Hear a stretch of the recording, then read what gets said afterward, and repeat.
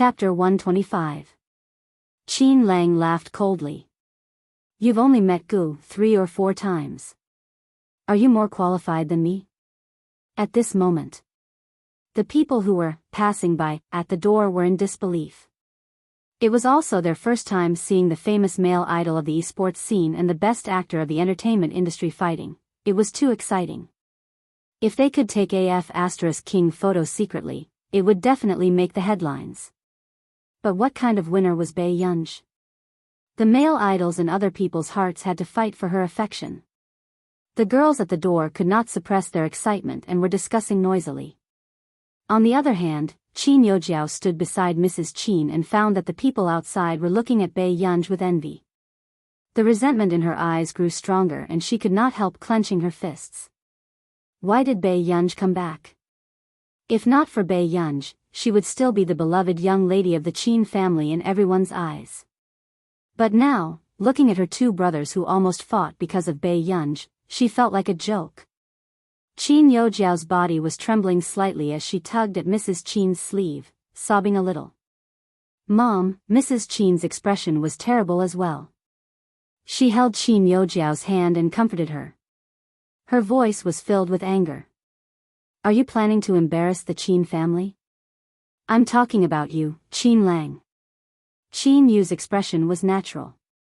Before Qin Lang could retort, he said slowly, I've already cut ties with the Qin family. Qin Lang was speechless. Soon. Qin Lang turned around expressionlessly. Mom, if you want, you can stop treating me as a member of the Qin family. He could even stay away from Qin Yojiao, this virus. It was killing 2 birds with 1 stone. However, hearing this, Mrs. Qin's expression darkened. Suddenly, the form teacher interrupted and changed the topic. About that, we will definitely cooperate with Mr. Qin Yu to investigate the matter regarding our school forum. Okay, thank you, Teacher Wen. With that said with a smile, Qin Yu took out his phone and said politely, Teacher Wen, let's add each other on WeChat. Just contact me as Brother Bai Yunj. Qin Lang was speechless. In the next second, Qin Lang immediately pushed Qin Yu away. At the same time, he took out his phone and scanned the form teacher's QR code even faster. Add me. Before Qin Yu could refute, Qin Lang smiled slightly. Second brother, have you forgotten?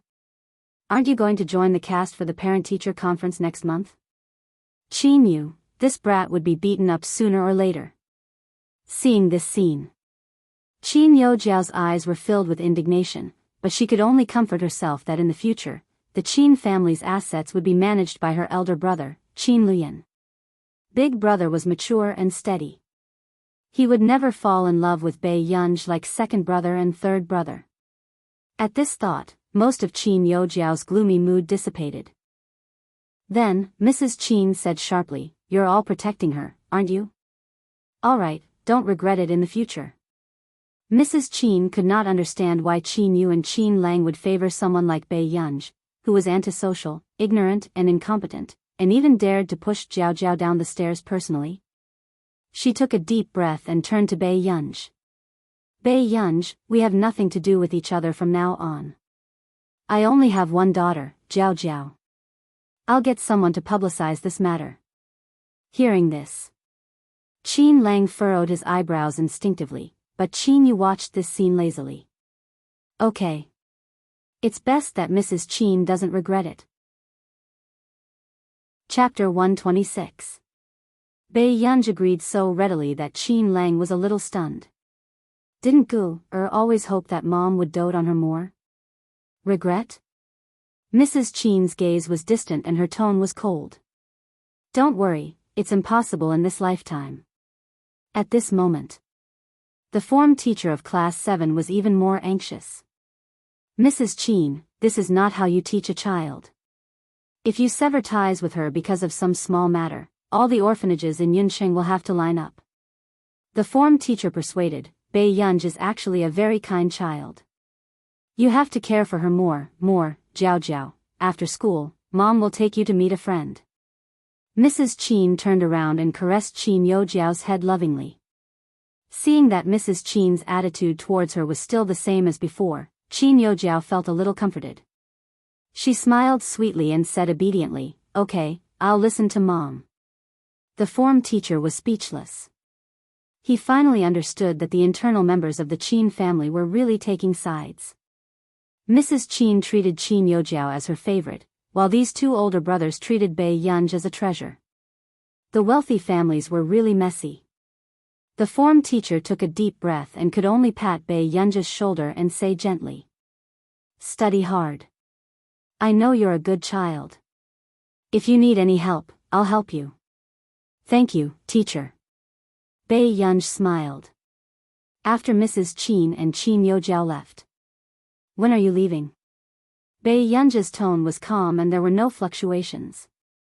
Qin Lang became nervous and could not help saying, "Gu, don't take the matter of the forum to heart. I'll settle it." Fortunately, he had been paying attention to Hengda's matters. Otherwise, he did not know what kind of grievances his Gu had suffered. Bei Yunj looked up at them. After a while, she said, "Actually, I didn't just want to sever ties with her today." Qin Lang and Qin Yu froze. "Gu, Qin Lang's voice was hoarse and his eyes darkened. "Do you really not want third brother anymore?" Bei Yunj was about to say what she had wanted to say for a long time when her heart suddenly hurt. Her beautiful face suddenly paled, and a thin layer of sweat appeared on her forehead. In a hurry, Bei Yunj placed a hand on the table with difficulty and adjusted her breathing. "Gu, what's wrong with you?" Sensing Bei Yunj's strange behavior, Qin Yu hurriedly supported her. After Bei Yunj gradually came back to her senses, her eyes also became clear. During this time, she had been repeating the dream of the original owner. She could even clearly sense the emotions of the original owner. She dreamed that the Qin family had gone bankrupt after offending someone. Big brother's leg was broken, second brother's face was disfigured, and third brother's hand was damaged, so he could no longer compete. As for the original owner, in order to save Mrs. Qin, she had saved up a huge amount of medical fees and worked 3 jobs alone. Even Qin Lang and Qin Yu had gone to work as temporary workers. These days were hard and tiring, but to the original owner, it was the warmest time of her life. Every night, when the original owner came back, she would get snacks that her brothers bought on the way. Her brothers would secretly watch her work and slip some change into her pocket. He was afraid that she would work too hard. At the same time, he felt guilty for not giving his sister the best life when their living conditions were the best. However, even so, the original owner was very satisfied. However, things did not go according to plan. As time passed, the original owner realized that she had also contracted a chronic illness. Chapter 127. The people at the training base had asked Qin Lang to come back many times, but they wanted Qin Lang to be the coach of his former rival. Qin Lang, who had lost his ability to compete, had long become a laughingstock. At the training base, all he received was coldness and humiliation. However, for the sake of the original owner's hospitalization fees, Qin Lang still returned to the base secretly. However, 3 days after Qin Lang returned to the base, the original owner found the injuries on Qin Lang's body. After finding out that Qin Lang had returned to the club and had been beaten up, the original owner decisively cut ties with her 3 older brothers. In order to make her 3 older brothers give up, the original owner also said cold words. "I don't want to be siblings with you guys in my next life." These words made the 3 older brothers feel that the original owner was blaming them. At the same time, these words became a hurdle in Qin Lang's heart that he could not get over. However, it was because the original owner knew that her illness could only be delayed with medicine and could not be cured. Therefore, she was unwilling to become their burden. Bei Yunj took a deep breath and glanced at Qin Yu and Qin Lang. She did not have a good impression of these 2 people. However, they were the people that the original owner was willing to give up her life to protect. "I'm going to class." With that said, Bei Yunj turned and left. In the long corridor, Bei Yunj sorted out her emotions and touched her heart. She could not tell if the original owner's emotions were still in her body. "Forget it. She would just meet less in the future. Bei Yunj narrowed her eyes and returned to class. How was it? I heard that you and Mrs. Qin quarreled. Lu Unc asked. Not really. Hearing this, before Lu Unc could heave a sigh of relief, he heard her continue, we just cut ties. Lu Unc was speechless. What's going on? Lu Unc's eyelids twitched. Bei Yunj had finally returned to the Qin family. What would happen in the future if they cut ties? We don't like each other. Bei Yunj glanced at him and did not say anything more. However, Lu Unc could feel that her gaze was clearly saying, why are you so troublesome? Lu Unc shut up. Bei Yunj turned her head and looked at Chu Zhixing. Xiao Chu, have you applied the ointment? No, not yet. Chu Zhixing saw Bei Yunj suddenly turn her head and pick up the cotton swab and medicine. He couldn't help but be stunned. Come closer, I'll apply the medicine for you. As soon as Bei Yunj finished speaking, the thing in her hand was suddenly snatched away. Lu Unc opened the medicine bag expressionlessly. Men and women should not touch each other. After that, Lu Unc looked at Chu Zhixing and said, come here, I'll apply some medicine for you. Chu Zhixing felt a chill run down his spine. But seeing Lu Unc's good intentions, he could only endure the physical disgust and slowly sit in front of Lu Unc. Subsequently, no one knew who was the first to notice this scene in the class. Following that, everyone fell silent. They all watched as their brother Lu gently and considerately applied medicine to Chu Zhixing. Everyone had complicated expressions on their faces. Did they misunderstand? Brother Lu didn't care about Bei Yunj, but Chu Zhixing. After getting a certain answer, many boys had goosebumps. However, Bei Yunj, who was the closest, was interested. Lu Unc, don't you feel that our Xiao Chu is quite good-looking? If he loses weight, he'll probably look better than you. Impossible. Lu Unc smiled at Bei Yunj. No one can be more handsome than me. P.S. They're still fighting. Be good and remember to vote. Advance to the second round, 5 updates a day. Advance to the third round, 6 updates a day. Chapter 128. Before Bei Yunj could speak, Chu Zhixing retorted, Student Pei's brother is very handsome. Are you talking about Qin Yu? Lu Unc asked. Chu Zhixing shook his head. He doesn't look like Pei Yunj, but he's really the most handsome person I've ever seen. Lu Unc did not speak. He applied the medicine harder, making Chu Zhixing howl unconsciously. It hurts, it hurts. Be gentler. When the surrounding students heard this, they didn't want to look at the two boys anymore. Only Bei Yunj gave Chu Zhixing a look of appreciation. Bei Yunj rested her cheek on one hand and said with a smile, my brother is indeed good-looking. The first thing she saw was her sexual orientation. After school. In the car. Qin Youjiao hugged Mrs. Qin's arm and whined. Mom, can you ask second brother not to pursue that thread, what's wrong? In the morning, Mrs. Qin felt that Qin Youjiao cared a lot about the forum. That thread was posted by my friend. She might have wanted to stand up for me and didn't think too much. Qin Youjiao looked sad and her eyes were red.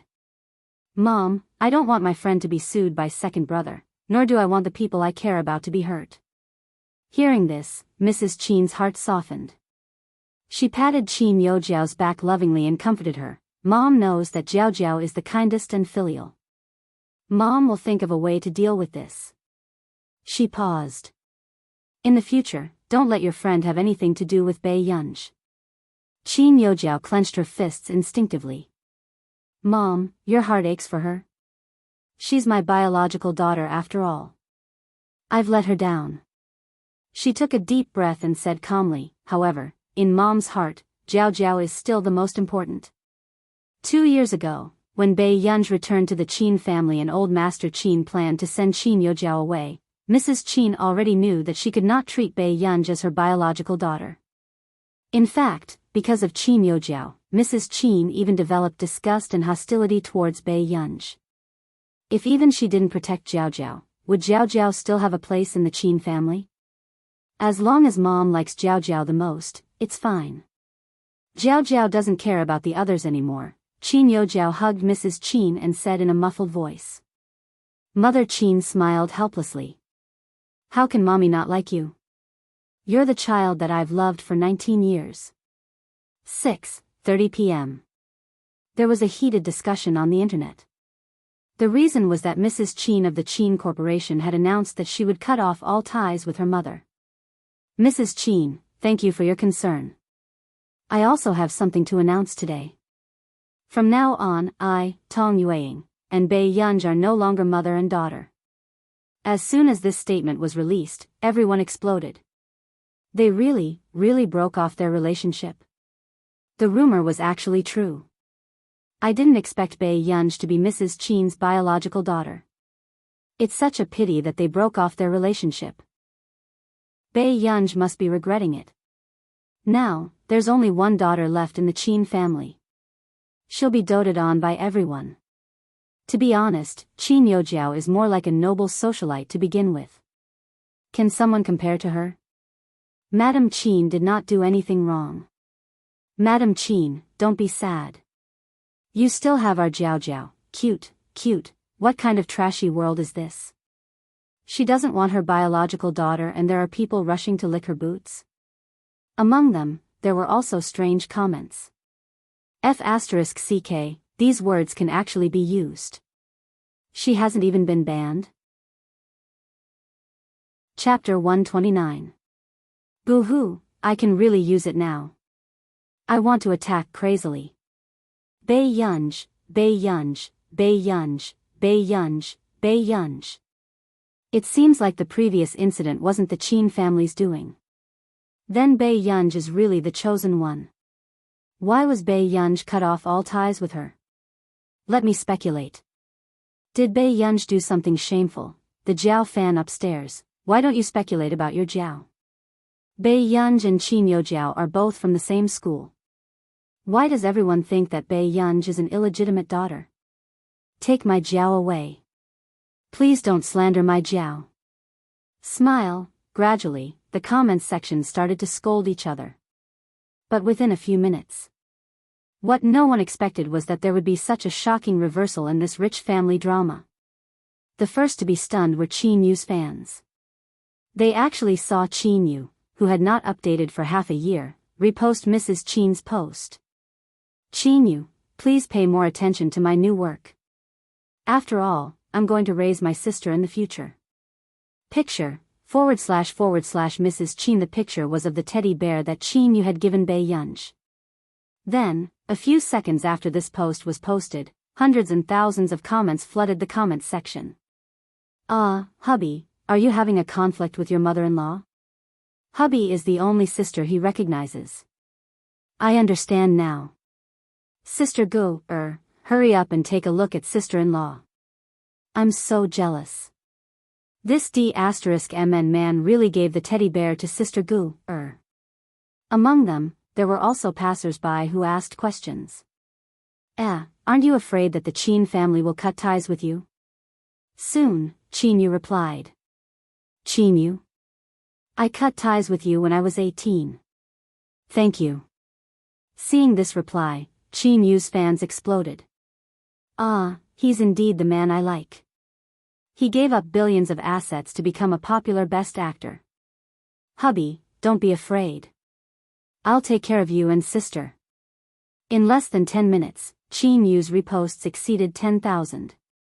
Qin Youjiao's fans, who had originally intended to smear Bei Yunj's reputation, had just painstakingly posted a few hundred comments. In an instant, Bei Yunj's second sister-in-law's fans flooded the post with tens of thousands of comments, and the negative comments disappeared without a trace. This scene was extremely shocking. Qin Youjiao's fans were so angry that they almost scolded her. Next. Not long after. The esports scene also started to blow up. Crush Qin Lang, do I need you to feed me? Stop dreaming. Grin, picture, Qin Yu / Qin Yu. Qin Lang's attached picture was still a chat record. Judging from the profile picture, this was the same person who had blocked Qin Lang. However, Qin Lang had changed the nickname from Gu to Rose. In this screenshot, everyone could feel that Qin Lang was blatantly showing off. He had just been blacklisted. What was there to show off? Didn't you see that she didn't even reply to your messages? A few seconds later. Before everyone could watch the show, they saw Qin Yu fighting at the front line. Qin Yu, brother, there's no need for that. Picture, everyone clicked on the picture and found that it was also a screenshot of a chat with the nickname Gu. In the chat record, Qin Yu had also sent several messages in a row. However, compared to the lowly Qin Lang, Qin Yu's treatment was obviously better.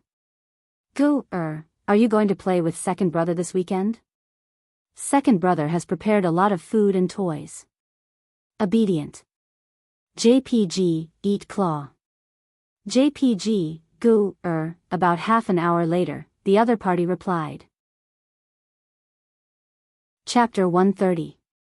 In front of the computer, Qin Lang, who had been very smug just now, froze after seeing the screenshot of Qin Yu's chat. Qin Yu, this B** starred, at this moment. After watching the scene of the Qin brothers fighting for favor, the fans and passers-by exploded. Ha ha ha ha ha, I'm sorry. I laughed too loudly. To think that Crush would have such a day. Brother Lang, don't be silent. Men have to be strong. Quick, check if your sister replied to your message. A full stop is good too. Ha ha ha ha. What should I do? I'm fighting with my life on the wall. Who should I help? Bei Yunj, what kind of life is this? She calls him brother and he's really willing to give her his life. Damn, I'm jealous. Jiao Jiao fans, come out. Didn't you say that your Jiao Jiao is the heart of your brothers? I don't think so. This scene indeed made Qin Youjiao's fans stomp their feet in anger. However, no one continued to speak. They all fell silent. After that, after the spectators in the esports scene finished laughing, they suddenly realized something. Wait. Rose. Isn't Crush's personal introduction a rose?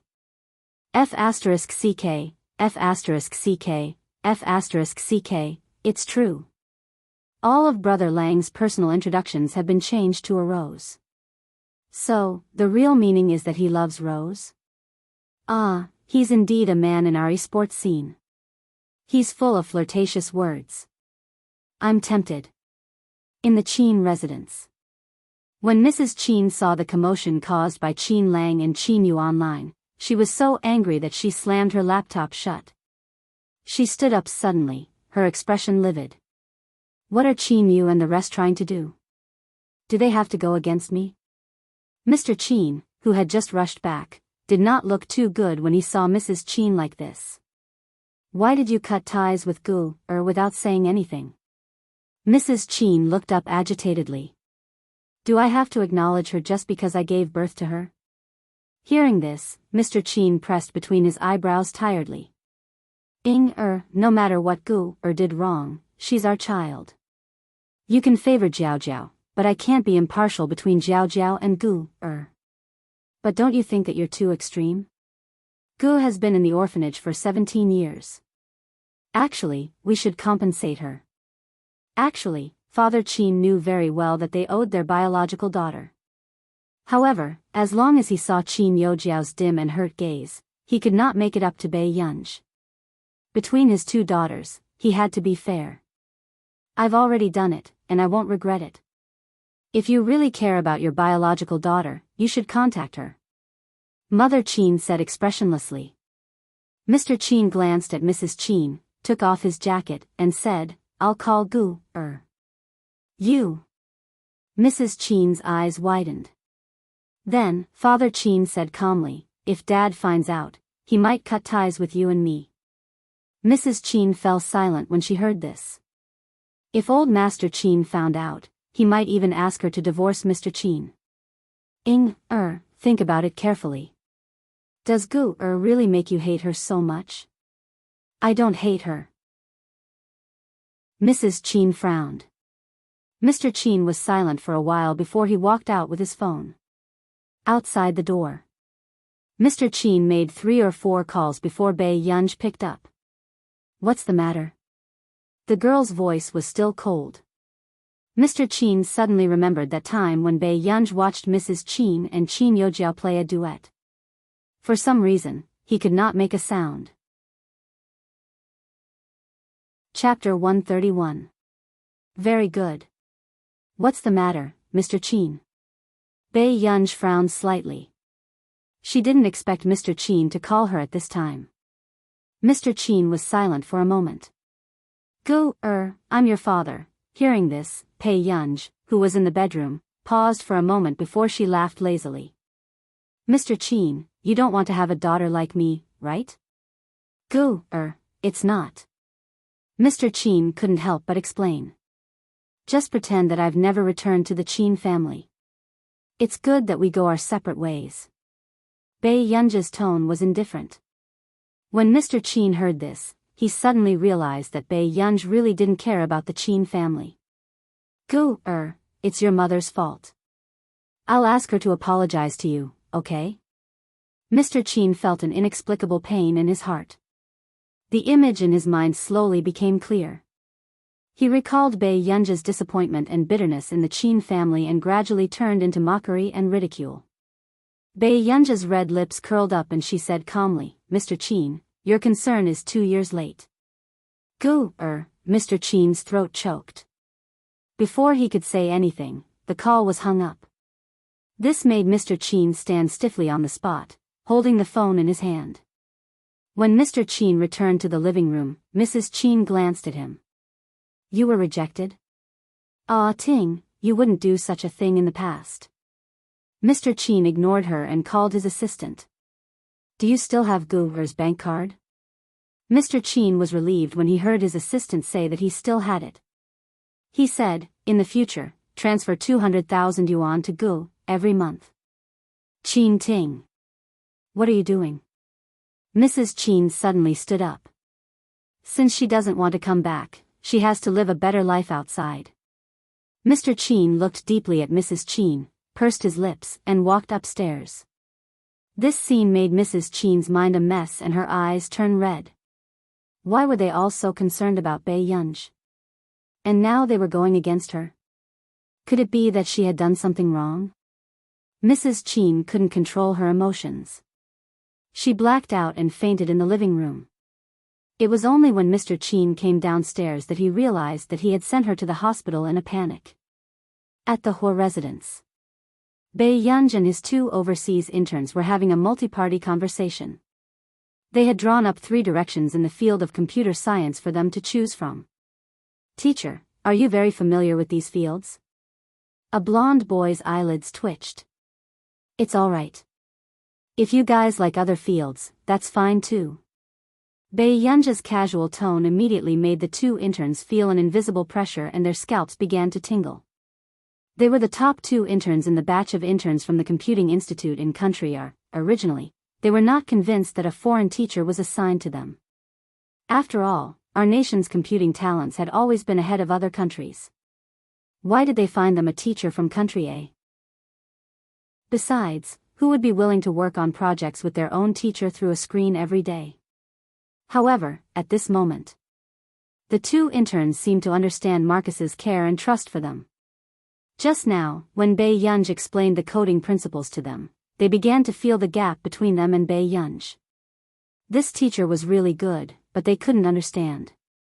As 2 interns who had been regarded as geniuses since young, this was the first time they experienced the pain of being bad students. P.S. The PK has advanced to the second round. Chapter 132. After a long time. Before the 2 of them could speak, Bei Yunj raised her eyebrows. "We'll check on the progress in 3 days. How about that?" "Wait a minute."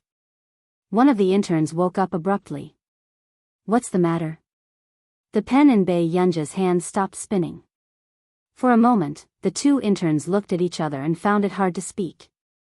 Unexpectedly, after a while of silence, they heard her chuckle.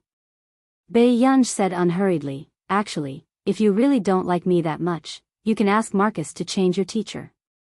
A few days ago, she heard Marcus say that the two interns were not very satisfied with her. The two interns were speechless. Teacher, I'm not. You've misunderstood. The intern with brown curly hair immediately explained anxiously. Yes. We don't want to change teachers. The other intern echoed. Bei Yunja's eyelids twitched. Then why are you throwing a tantrum? No. Teacher, we don't understand what you're talking about. Bei Yunj was speechless. Unknowingly. The atmosphere was strangely cold. In the end, Bei Yunj still asked them to choose a topic and write a summary report for her. She would teach them after she had a rough understanding of their professional standards. Our nation's computing institute. Titch, Jasmine, how are you getting along with your teacher? Did you make her unhappy? Marcus was also afraid that the two of them would anger Bei Yunj. After all, Bei Yunj was a big shot that he had painstakingly invited. Teacher Marcus, if we did, it wasn't on purpose. Titch took a deep breath. He had not recovered from the blow. Marcus's smile froze. Teacher Marcus, how's my teacher's temper? Jasmine was worried. I'm quite afraid that she'll scold me. Marcus was speechless. Was this really the most outstanding seated player in their computing institute? After the lesson, Bei Yunj, who was very quiet, went through the content that she had just taught. However, the more she thought about it, the clearer she felt that the content was. There shouldn't be anything that she couldn't understand. Hence, on this day, Bei Yunj suffered her first defeat in her life. He didn't expect that teaching students would be more difficult than doing research. Soon. Bei Yunj suddenly heard a knock on the door not far away. Who is it? Bei Yunj turned her head. It's me. Huashida's low and magnetic voice sounded from outside the door.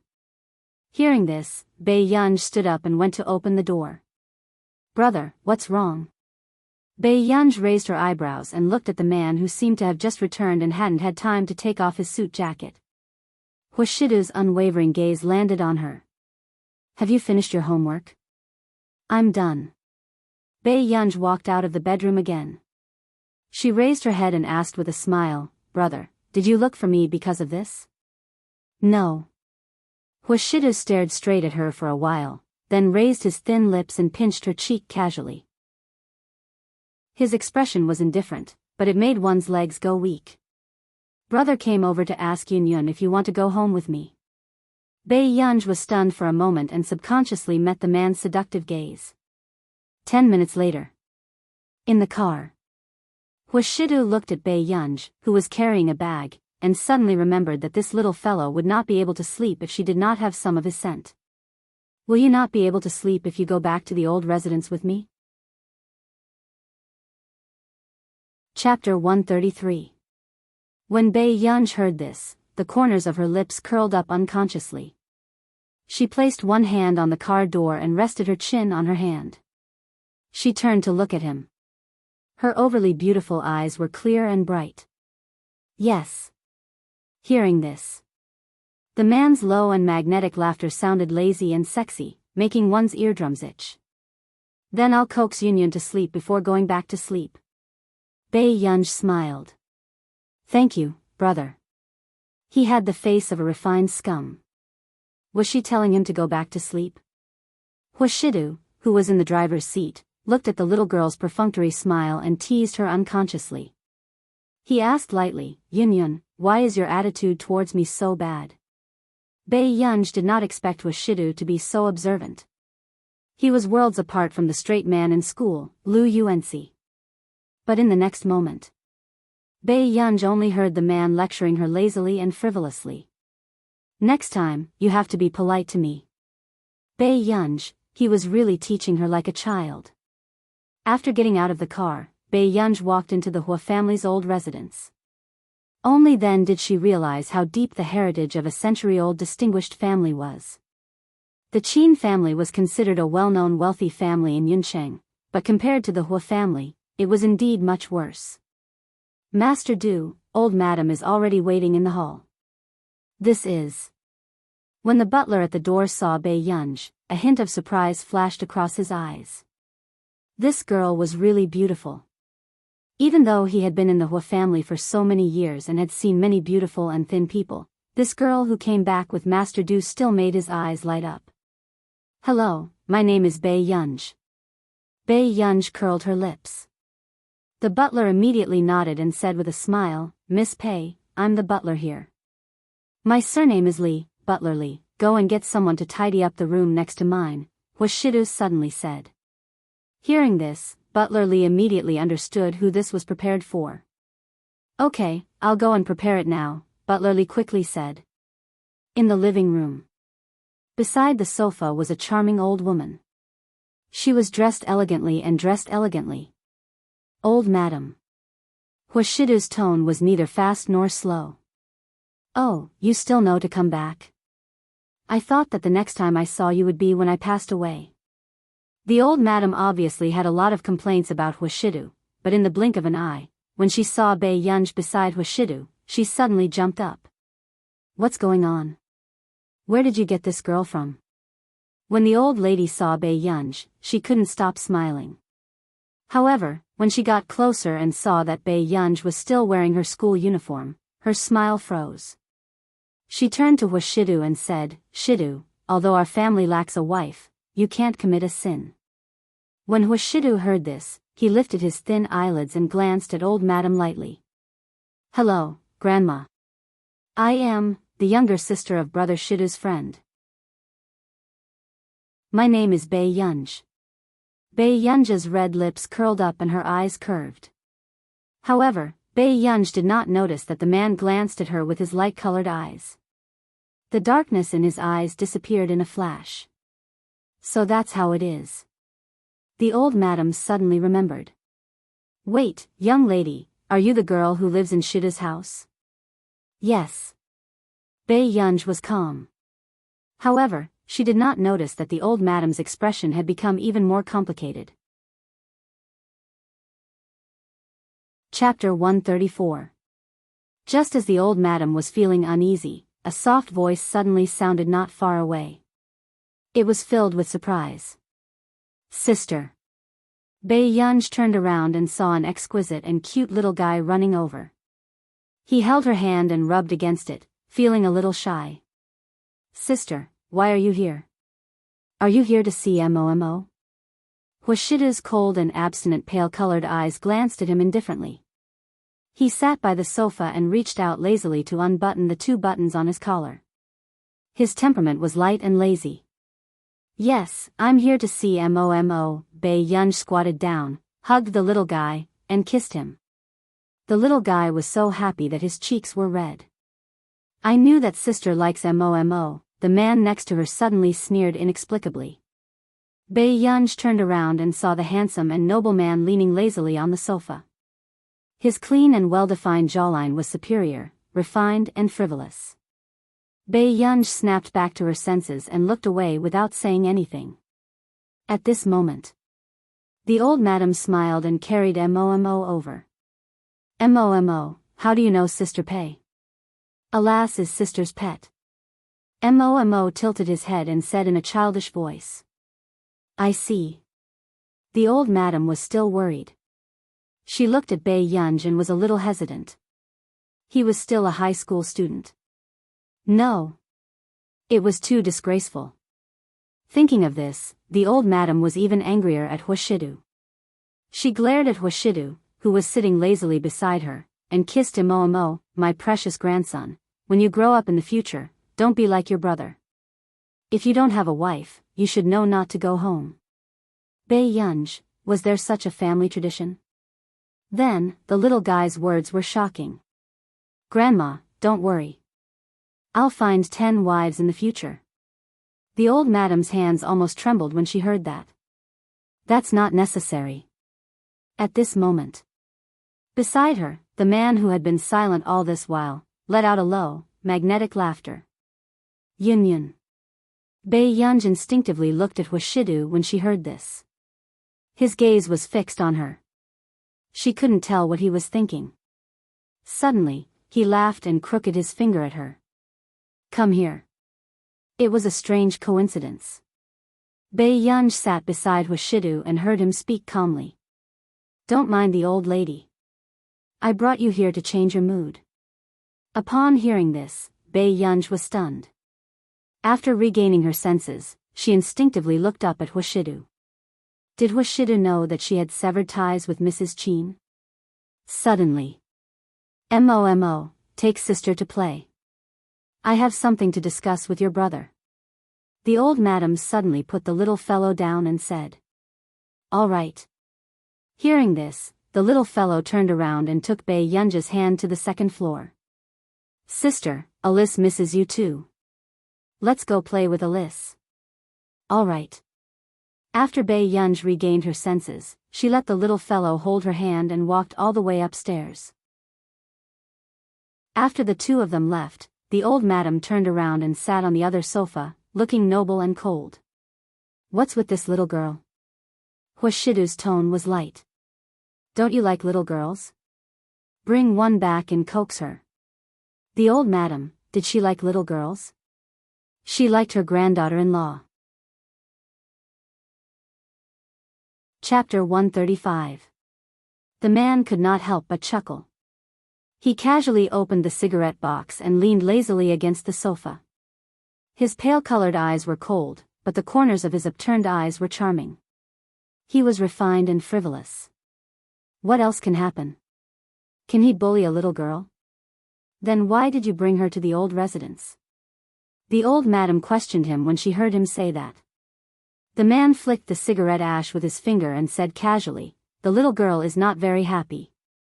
I'm thinking of ways to coax her. The old madam did not know what Hwashidu was thinking, but she felt that something was wrong. Oh right, don't ask her about her family. Hwashidu roughly explained a few things about the Chin family to prevent the old madam from being talkative and asking about everything. However, he did not go into too much detail. However, with the old madam's way of thinking, it was easy for her to imagine some bitter scenes and develop more affection for Bae-yunj. Seeing this, Hwashidu did not explain further. Upstairs. Sister, did brother bring you here? Is sister staying at brother's place? The little guy was obviously very happy. His big obsidian-like eyes were sparkling. Yes. Bae-yunj glanced at Alas, who was tearing down the sofa. After a moment of silence, she decided to ignore him and sat on the carpet. However, when she turned around, she saw the little guy's heartache. What's wrong, Momo? Bae-yunj found it interesting and pinched his face unconsciously. The little guy said seriously, Sister, I'll secretly tell grandma to let you stay with me. If she lived with the big devil brother, his sister would definitely be bullied and cry every day. Why? Bae-yunj was amused. She carried the little guy over and hugged him. Brother is very bad. He always bullies people. Taking advantage of Hwashidu's absence, the little guy started to talk bad about Hwashidu. Bae-yunj also listened with relish. Her eyes were curved, and she smiled lazily and brightly. She did not feel guilty at all. The little guy blushed and said foolishly, Sister is so beautiful. Can I marry you in the future? Sister, think about it. Bae-yunj curled her red lips and said leisurely. Sister, don't you like Momo? The little guy hugged Bae-yunj pitifully, and his little voice was so cute that people wanted to kiss him. I like it. Bae-yunj suddenly raised her eyebrows, her eyes beautiful and seductive. But sister likes brother more. As soon as he finished speaking, the little guy seemed to have suffered a huge blow. He widened his eyes in disbelief. But my brother is very bad. Nor would he kiss his sister. Yes, Momo is right. Bae-yunj raised her eyebrows, pinched the little girl's face, and said with a lazy smile, but at my age, I can't resist a bad and handsome brother. Hearing this, the little guy's eyes widened even more. He was petrified for a few seconds, then leaned on Bae-yunj's shoulder sadly. But when Momo grows up, he's not as good-looking as Big Brother. Bae-yunj was also surprised. She did not expect the little girl to be sad because of this. Her eyebrows twitched, and she immediately coaxed, "Mo, what's on your table? Sister will play with you, okay?" In someone else's house, she had made someone else's child cry. Bei Yunj suddenly felt that she was not human. Okay. Chapter 136. However, not long after, there was a knock on the door. Then, Hwashidu pushed the door open and entered. "Brother. This is the sticker Grandma bought for me." The little guy was elated. Bei Yunj could tell that although the little guy said that he despised him, he actually liked Hwashidu very much. Hwashidu glanced at him and sat on the chair beside him. Under his black suit pants, his straight and overly abstinent long legs were placed casually. His gaze landed on the two children on the carpet. Yes. Looking at Hwashidu's calm appearance, the little guy did not expect Hwashidu to play with him. However, then, the little guy thought of something again. He raised his furry head and looked at Hwashidu seriously. "Brother, can I sleep with sister today?" "No." The man rejected him without thinking. "Why?" "Sister is very bored alone." The little guy wanted to make a scene, but he was afraid that Hwashidu would throw him out. He looked angry and pitiful. "There's no reason." Hwashidu leaned against the chair casually. His tone was neither fast nor slow. It was obvious that he did not intend to reason with the little guy. "Brother isn't sleeping with sister, and you're not letting me sleep with sister." The little guy continued to shock everyone with his words.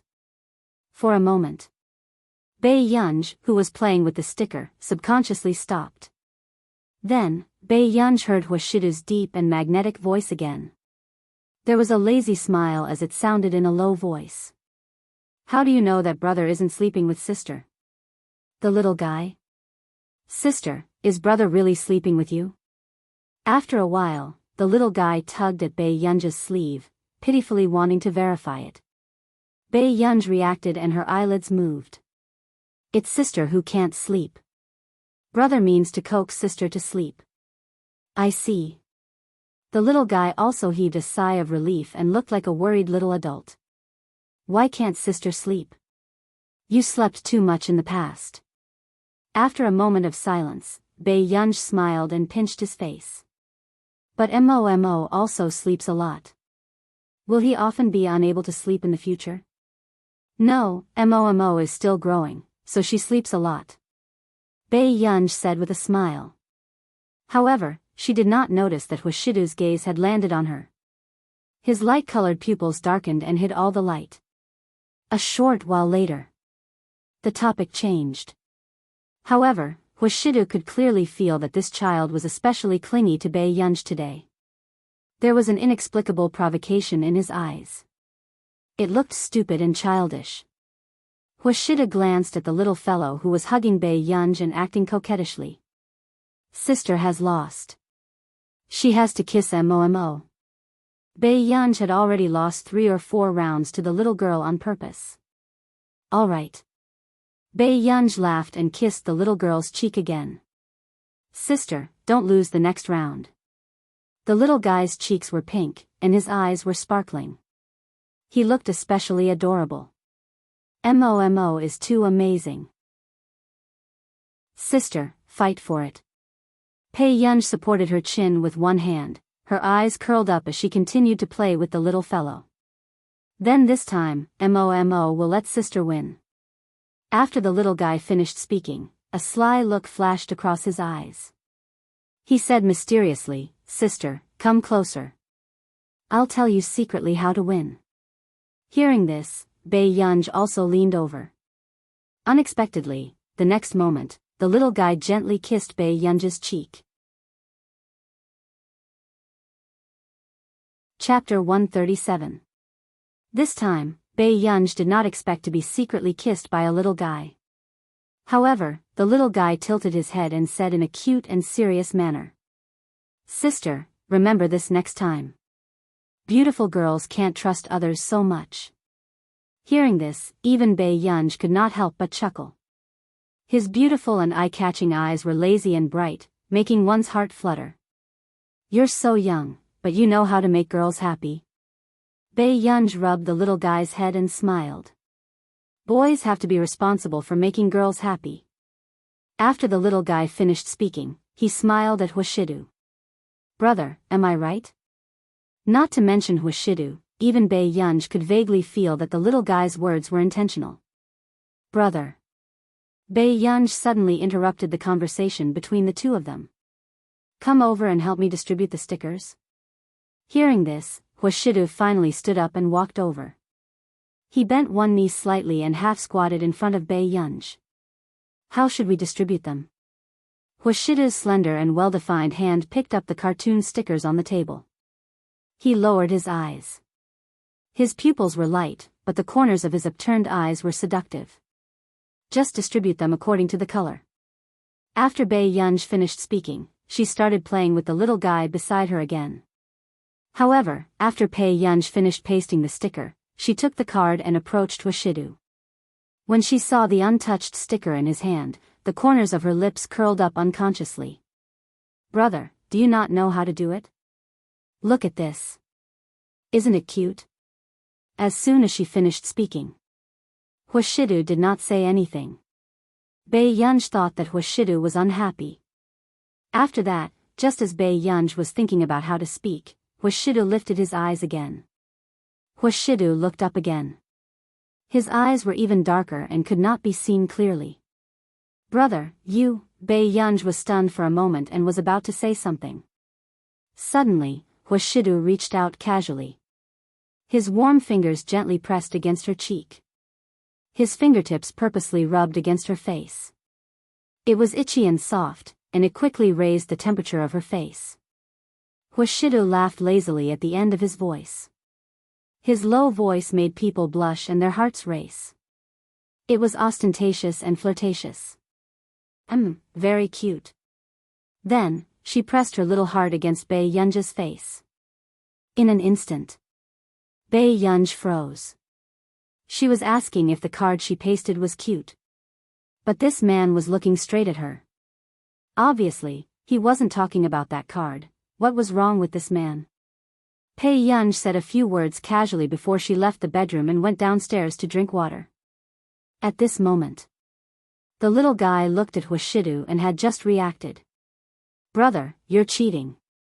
Hwashidu was in a good mood when he saw the young girl escaping just now. Even when he looked at the little fellow, the corners of his lips curled up. Brother, you. Sister, the little guy was so angry that he was incoherent. His bun-like face puffed up and he finally asked the complete question, Big brother, what were you doing just now? Weren't I learning from you to make your sister happy? The handsome and dignified man's posture was light and his tone was blatantly flirtatious. He spoke without blushing or skipping a beat. The little guy wanted to say something but hesitated. He had just secretly kissed her. In comparison, it seemed like his brother had not done anything.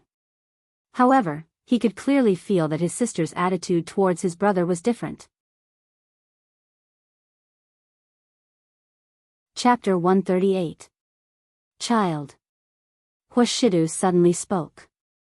When the little guy heard this, he looked up at him. Who knew? Hwashidu walked in front of him and squatted down on one knee lazily, looking at the little guy at eye level. He slowly picked up the wet towel on the table and wiped the pen marks on the little guy's arm. You're not as good looking as me. She won't like you. So, be good. Sister won't care about you, understand? Instantly, the little guy with exquisite and cute eyes widened his eyes. Not long after, tears slowly welled up in his eyes. Sob, sob, sob, brother, you're lying. The little fellow was crying very sadly, but the handsome and noble man didn't have any sense of shame. All right, stop crying. He took a few more pieces of tissue from the table and slowly wiped the little guy's tears. You're even uglier this way. As soon as he finished speaking, the little guy cried even more heart-wrenchingly. Even the old madam downstairs thought that something had happened and rushed downstairs. She happened to bump into Bae-yunj, who was about to open the door. Then, The moment Bei Yunj pushed open the door, the two of them saw the little guy crying miserably at the side. "Brother, what's going on?" Bei Yunj did not expect to see this scene as soon as she came over after drinking water. "It's okay. Old madam will coax him. Let's go. I'll show you the room." Hwashidu left with his people with a clear conscience. When Bei Yunj thought about how the little guy had cried so miserably just now, she still could not come back to her senses. Suddenly, the man in front stopped in his tracks. Bei Yunj did not come back to her senses and bumped into him. Bei Yunj was in pain from the collision. Fortunately, the man in front of her protected the back of her head with one hand and did not let her fall back. However, then, Bei Yunj heard the man's magnetic voice with a smile above her head, as if he was deliberately teasing her eardrums. "Yunyun, I can't stand you throwing yourself at me like this. Brother, I think I have a nosebleed. Yunyun, listen to me. Look up." Bei Yunj sat on the chair and raised her head, allowing the man to treat her wound. However, she could still hear the low laughter in the man's deep and magnetic voice. Why was this man's chest so hard? Made of stone? Fortunately, Hwashidu had just turned around and supported her. Otherwise, she might have been injured from the fall. "Why are you looking at me like that, Yunyun?" The man's slender fingers replaced the blood-stained cotton ball. "Does it still hurt?" Bei Yunja's eyelids twitched unconsciously when she saw the lazy and seductive smile on the man's face. "Brother, is it that funny?" You've been smiling." Bei Yunj casually stated the truth. "No, my heart aches for Yunyun." After Hwashidu dealt with Bei Yunja's injuries, he looked at the girl sitting obediently on the chair with an expressionless face. He could not help but turn his face away and smile. The little girl was really cute. However, Bei Yunj, who saw this scene, did not think so. Bei Yunj, indeed, this man's words could not be trusted. "You can go out first." Bei Yunja's nose bridge hurt when she looked at Hwashidu now. "Don't you want me to coax you to sleep?" Hwashidu thought that the little girl's pride was hurt, so he restrained the smile on his lips and said patiently. Chapter 139. Are you angry? I didn't laugh at Yunyun. I just think that Yunyun is cute. Hwashidu's straight and ascetic long legs were squatting lazily. His pair of pale-colored eyes were cold, but the corners of his upturned eyes were charming. This refined and frivolous appearance seemed to have a hint of indulgence. It made one's heart flutter uncontrollably. "No. I can sleep. I don't need brother to coax me." After Bei Yunj finished speaking, Hwashidu thought of the gift Shin Yu had given her. He glanced at the backpack Bei Yunj had brought and the smile at the corners of his eyes disappeared. He was still careless. I understand." Hwashidu glanced at the little girl, whose nose bridge was slightly red, and suddenly laughed softly, his voice lingering at the end. "That's good too. I'll go back first. Otherwise, I won't be able to explain myself if the old madam sees me in the middle of the night. Those who don't know might think that I'm seducing the little girl on purpose." Bei Yunj was speechless. It was indeed difficult to explain a nosebleed in the middle of the night. Especially when the man sitting beside her looked like this. "Good night, brother." Bei Yunj looked up and said. Hwashidu looked at Bei Yunja's inexplicably obedient appearance after she was injured. He could not help but reach out and scratch her chin lazily. "Okay, good night, little Yunyun." However, no one had expected that before Hwashidu reached the door, he would hear the old madam talking to the maid. Hwashidu's eyes darkened and he turned off the lights. The room was plunged into darkness. Where is she? The little girl isn't in the room? The old madam was puzzled. Didn't Shidu bring her here? Maybe she went to walk in the garden. "Old madam, don't worry. Butler Lee has tidied up carefully. He definitely won't make Miss Pei unhappy. Aren't I just feeling guilty?" The old madam sighed. "How old is this little girl?" Hwashidu, who was in the room, heard the old madam's words and his thin eyelids lifted. At this moment, the conversation outside had not ended. However, Huashidu also felt that Bei Yunj had suddenly approached. However, there was no movement after that. The old lady outside started nagging again, but since I've already brought him here, I can't just send him back. This young lady. I actually quite like her. Old madam, your worries are groundless. Why would Master Du lay his hands on a little girl? The maid laughed. Sigh. Forget it. I can't be bothered with his matters anymore. After saying that, the old lady left with a stomach full of resentment. Shortly after, just as Huashidu was about to turn on the lights, a layer of warmth covered the back of his hand. It was the little girl's hand. A moment later, Huashidu turned on the lights and realized that Bei Yunj was gradually relaxing. Little girls are afraid of the dark. Huashidu suddenly recalled the last time at the Qin family's old residence. The young lady's eyes were blocked by her hat and she subconsciously grabbed his clothes. Big brother, rest early too. Bei Yunj obviously didn't want others to know about this. All right. Huashidu's eyes landed on Bei Yunj unwaveringly. Then, the corners of his lips curled up and he turned to leave. A few minutes later, there was a knock on Bei Yunj's bedroom door. When she opened the door, it was the little guy in his pajamas. He was holding a little rabbit nightlight in his hand. His eyes were black and bright as he stood in front of her adorably. Why are you looking for big sister? Bei Yunj chuckled unconsciously and squatted down to look at him. Chapter 140. Is it Momo's little bunny? Yes. Bei Yunj watched as the little guy slipped into her room. He found a power source at the bedside and placed the little bunny by the bed with familiarity. After the power source was connected, the little bunny emitted a gentle white light. Even the atmosphere became inexplicably warm and cute. After seeing his masterpiece, the little fellow looked at Bei Yunj happily and hugged Bei Yunj's leg, acting coquettishly. This way, the little bunny will protect sister on behalf of Momo.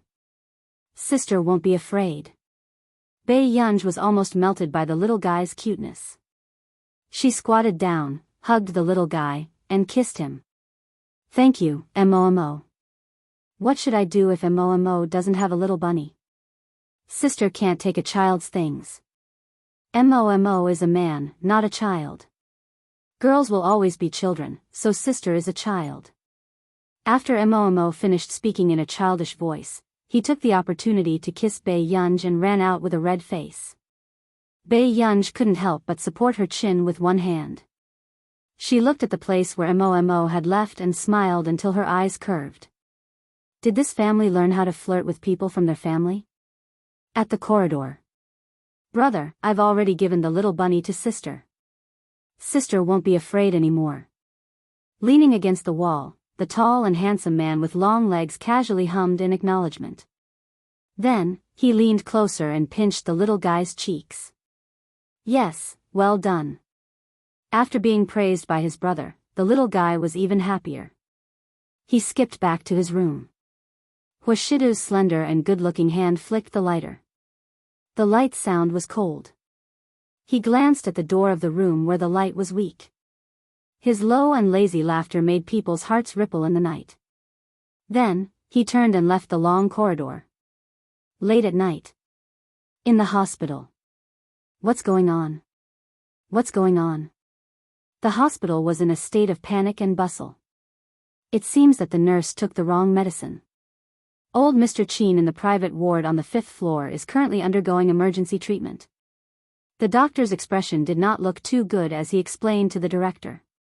How could she take the wrong medicine? Investigate, quickly investigate. The dean roared when he heard this.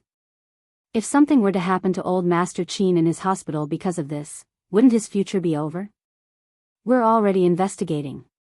Old Mr. Qin's family. Do we need to inform them? It was the young doctor's first time encountering such a situation. Of course. Hurry up and go. The dean almost fainted from anger. Yes, Yes. It was 3 or 4 in the morning. The Qin couple arrived at the hospital first with Qin Youjiao. Then, Qin Lang and Qin Yu rushed over. Qin Yu, who was recording a late-night program, did not even have the time to take off his earpiece. His breathing was chaotic. What's going on? How's Grandpa? Qin Yu asked. Mr. Qin, Mrs. Qin, I'm really sorry. This is our hospital's negligence.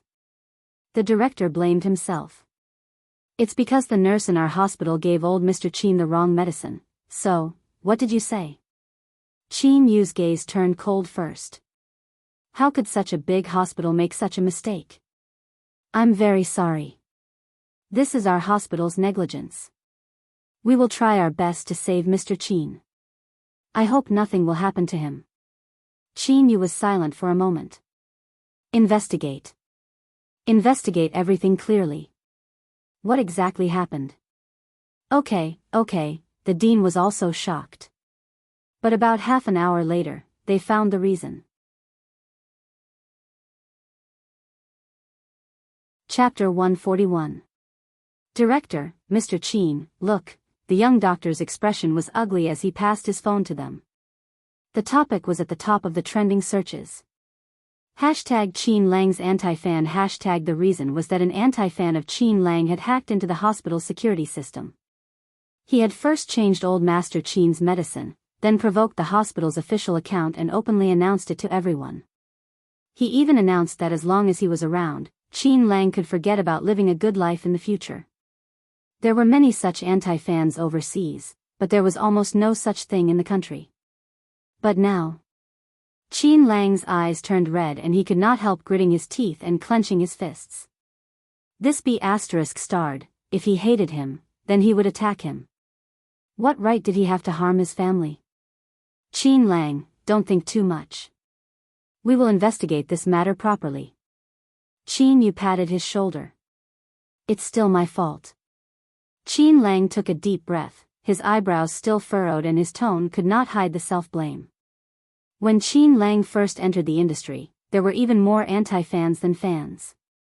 They all said that Qin Lang had entered the industry with his backing, but in fact, the Qin family had never cared about Qin Lang's matters. It was Qin Lang who slowly stood up. Therefore, Qin Lang had proven himself countless times through competitions and obtained first place in many world-class competitions. But even so, the anti-fans had never acknowledged Qin Lang's ability. In fact, there were many people who acted crazily. It was as if they wanted Qin Lang to disappear from this world. Blame you for what? I have more anti-fans than you. Don't be pretentious here. With that said, Qin Yu could not help but glance at the operating theater where the surgery was ongoing. He took a deep breath unconsciously. Let's wait and see first. The old master will definitely be blessed.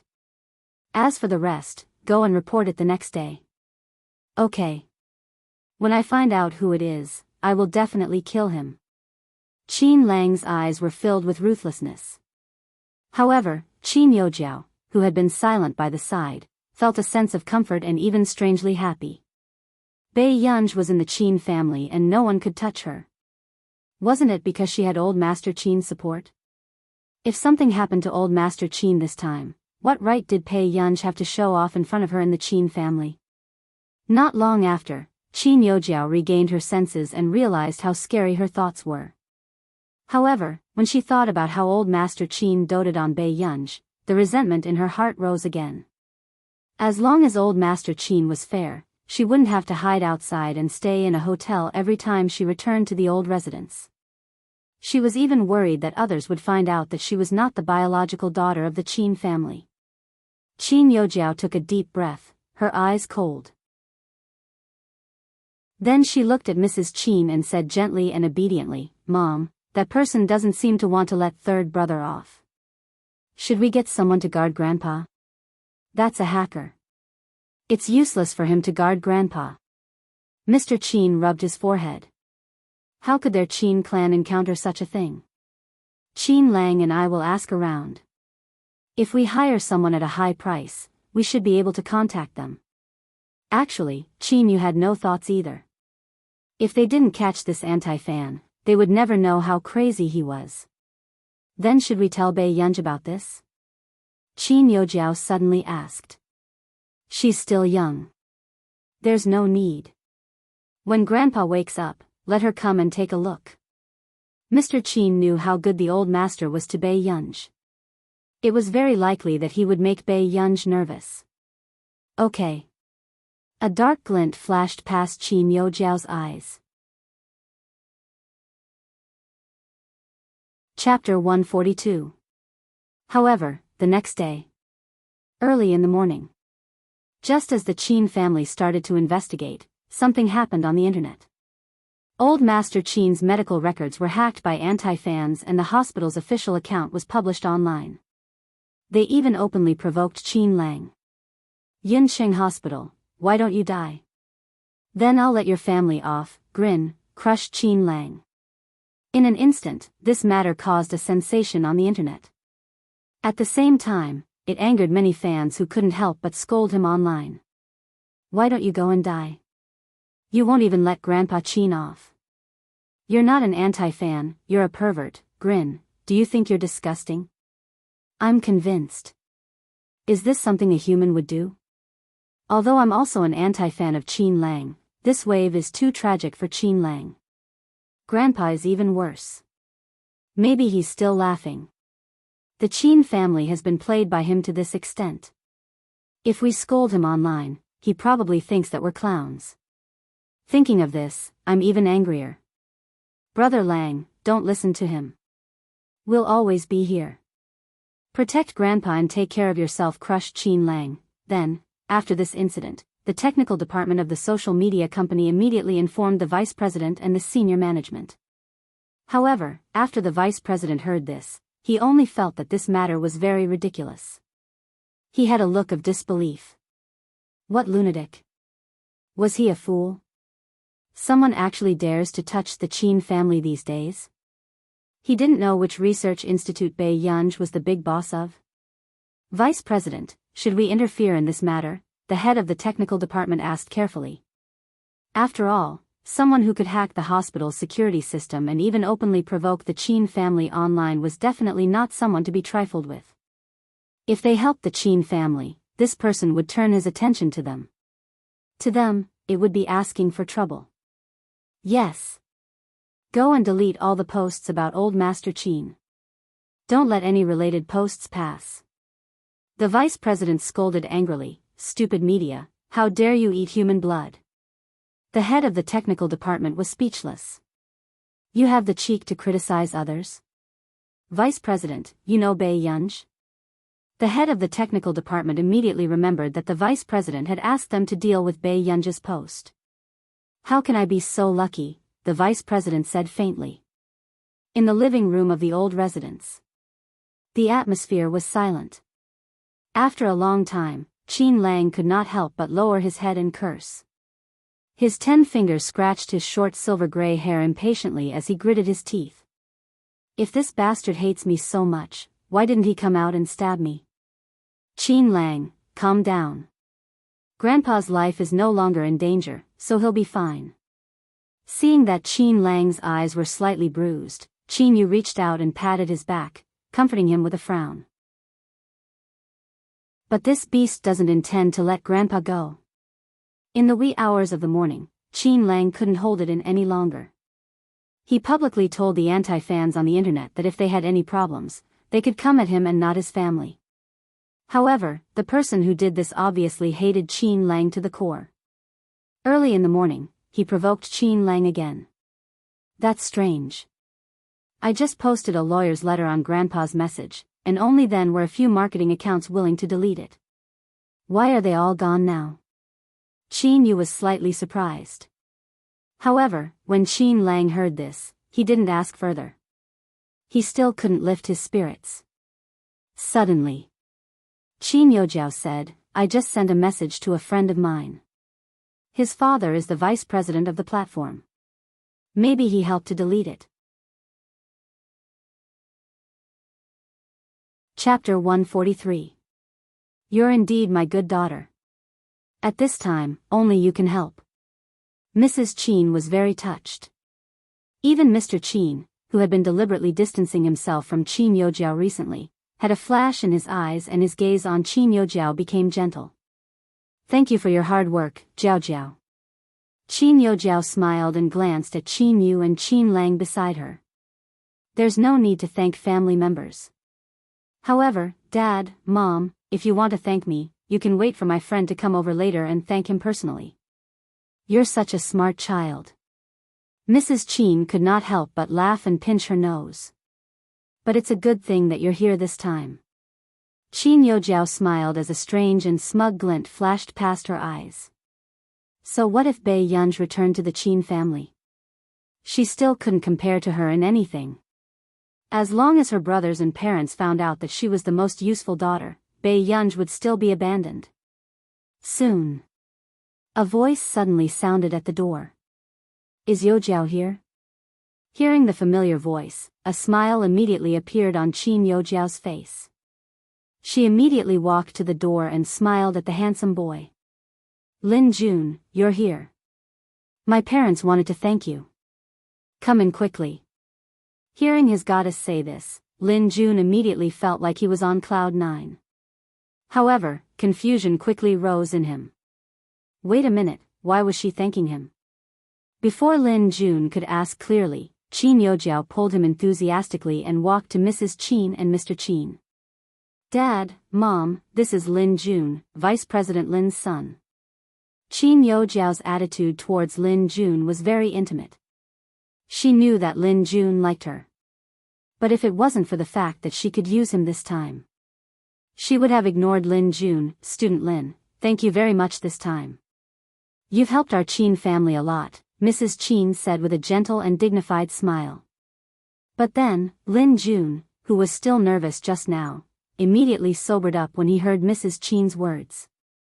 Wait, Auntie Qin, what do you mean? When did I help you? Stop pretending. I know you did it.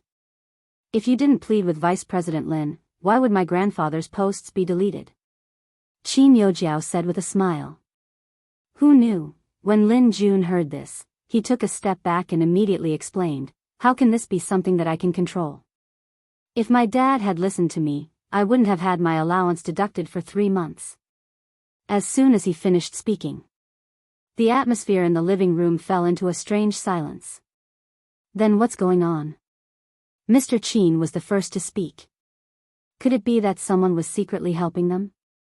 What do you mean what's going on? Isn't there someone in your Qin clan who's especially powerful? Even my dad warned me not to offend your family and not to provoke people who shouldn't be provoked. Lin Jun was confused. Did this family not know that there was a big boss in their family? Who are you talking about? Qin Yu suddenly asked. Lin Jun, I don't know. My dad won't tell me.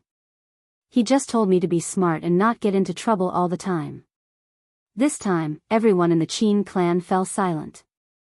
Qin Yojiao's face flushed red and her hands clenched into fists. She didn't expect this to have nothing to do with Lin Jun. Oh, Yojiao, you don't have to ask me for help. That big boss in your family will definitely be more useful than me if he just says something to my dad. Lin Jun said straightforwardly. However, hearing this, the Qin family was even more confused. Chapter 144. A.M. Computing Institute. Old master, you'll be so happy now. The young man ran towards Zhong Xinglin excitedly. You're the one who's dead. With his hands behind his back, Zhong Xinglin watered the flowers expressionlessly. Something happened to the Qin family. Didn't you always want to know about the big boss of Marcus Computing Institute? This time, I don't believe that, he won't come out. With that said, the young man told Zhong Xinglin about what had happened to the Qin family. However, Zhong Xinglin slapped the back of his head immediately after hearing this. Are you stupid? At this time, old Master Qin is still in bed and you're talking nonsense? The young man was a little dazed from the slap. Then, he said aggrievedly, isn't that big boss here? What if he was just helping out when he saw injustice last time? Go and contact Bei Yunj quickly and ask her if she needs help. Zhong Xinglin took a deep breath. He really felt that if there were a few more such members, he would be so angry that he would have an epilepsy. Okay. Then I'll ask Miss Pei out immediately. Then, in just one morning, that person started to post the personal information of the third son of the Qin family, the Qin couple, and Qin Youjiao online. Although the relevant departments were already investigating, such a technical crime was not so easy to solve no matter which country it was. Besides, this person's goal was obvious.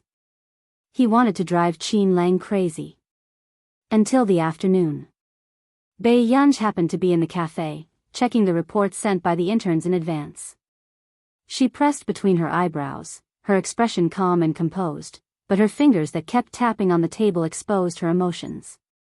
"Teacher, are you all right?" Tich, who had short brown curly hair, asked carefully.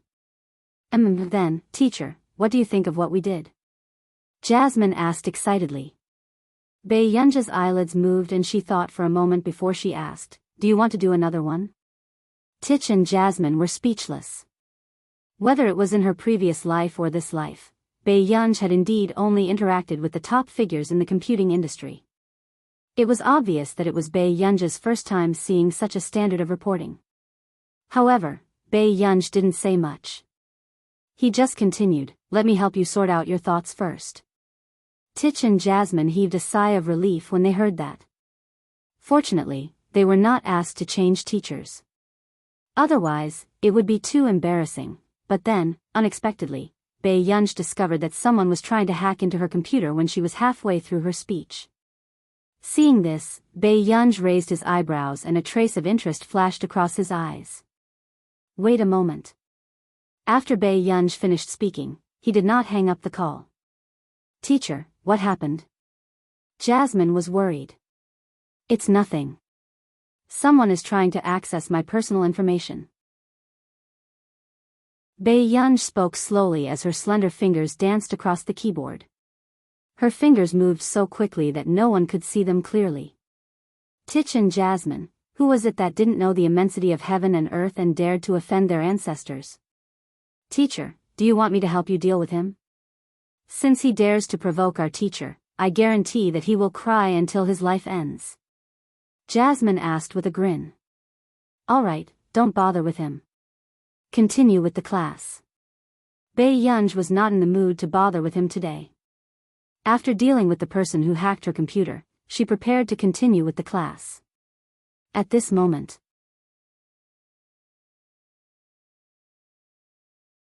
Chapter 145. In the past, when they were teenagers, they also liked to hack into other people's computers to give them a sense of satisfaction.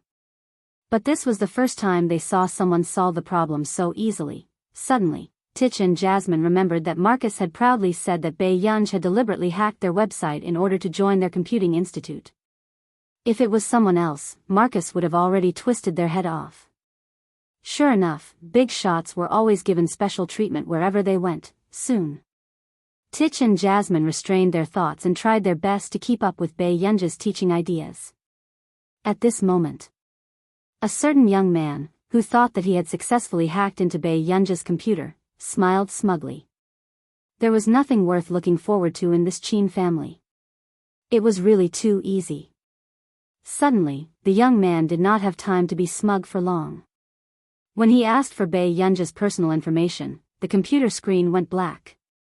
This sudden turn of events caused the young man to be unable to react in time. What? After the young man reacted, he immediately typed on the keyboard. 2 hours later, the young man finally solved it with great difficulty. Before he could heave a sigh of relief, he realized that the computer had been implanted with a virus. F***CK? The young man's eyes were red and gloomy. Obviously, he had never encountered such a reverse manipulation. This kind of humiliation was simply strangling his neck and slapping his face. The project guidance ended. Bei Yunj felt very novel at the thought of someone trying to hack her computer information. This kind of thing had never happened in her previous life. Then, Just as Bei Yunj collected her thoughts and was about to go back, someone called out to her from behind. Miss Pei. Bei Yunj's beautiful eyes moved. She turned around and saw a young man rushing over. This was the member of the A.M. Computing Institute that she had seen in school before. Excuse me, what's the matter? Bei Yunj's tone was leisurely, which stunned the young man. Miss Pei, you seem to be very calm. Seeing the young man's surprised expression, Bei Yunj raised her eyebrows. What do you mean? So many things have happened in Miss Pei's family. Why does it seem like she doesn't know anything? The young man looked at her strangely. Bei Yunj's eyebrows twitched unconsciously, but she remembered that old Master Qin was still in the Qin family, so she could only ask. What happened? After hearing this, the young man realized that Bei Yunj really didn't know anything. Then, he remembered the rumor online that Bei Yunj and Mrs. Qin had broken off their relationship, and he seemed to understand the reason behind it. After coming back to his senses, the young man told Bei Yunj what had happened to the Qin family recently. Bei Yunj's eyes flashed with coldness when she talked about how the anti-fans had replaced old Master Qin's medicine and almost caused him to fall into a critical condition. That. Miss Pei, I'm here to ask if you need any help. This kind of thing is actually not difficult. Before the young man could finish, he heard Bei Yunj say casually. Thank you, Mr. Zhong. I'll visit you when I'm free. I will take care of this matter. After saying that, Bei Yunj thanked the young man again and left. When the young man saw this scene, he opened his mouth and couldn't help but whistle in a sloppy manner. Girls these days are too cool. At the hospital. Chapter 146. Miss, may I know where the director is? At this critical juncture, the nurse was wary of Bei Yunj. Miss, may I know why you're looking for the director? Bei Yunj suddenly laughed when she heard this. She rested her chin on one hand and raised her beautiful eyes. Are you afraid that I'm a bad person? For a moment, the nurse was a little dazed. Before she could react, Bei Yunj reached out and drew circles on the back of the nurse's hand with her index finger. Her eyes were clear and seductive. Don't do that, Mississippi. I won't cause trouble. The director is on the 4th floor. He's usually very busy. Don't let me get scolded. The nurse's heart softened and she said helplessly. Thank you, Mississippi. Bei Yunj's lips curved upwards. She didn't know how the milk candy appeared out of nowhere. She gently placed it in the nurse's hand and walked in. In the director's office. Bei Yunj knocked on the door and walked in. Who are you? The director looked up and couldn't help but frown when he realized that it wasn't a medical staff member. Old Mr. Qin, that's my grandfather, Bei Yunj said unhurriedly. The director's frown eased and his tone became gentler. Miss, the hospital will do our best to take care of your grandfather. Don't worry. I want to take a look at your security system. Bei Yunj interrupted. The director was stunned. After a while, Bei Yunj was already sitting in front of the computer in the control room.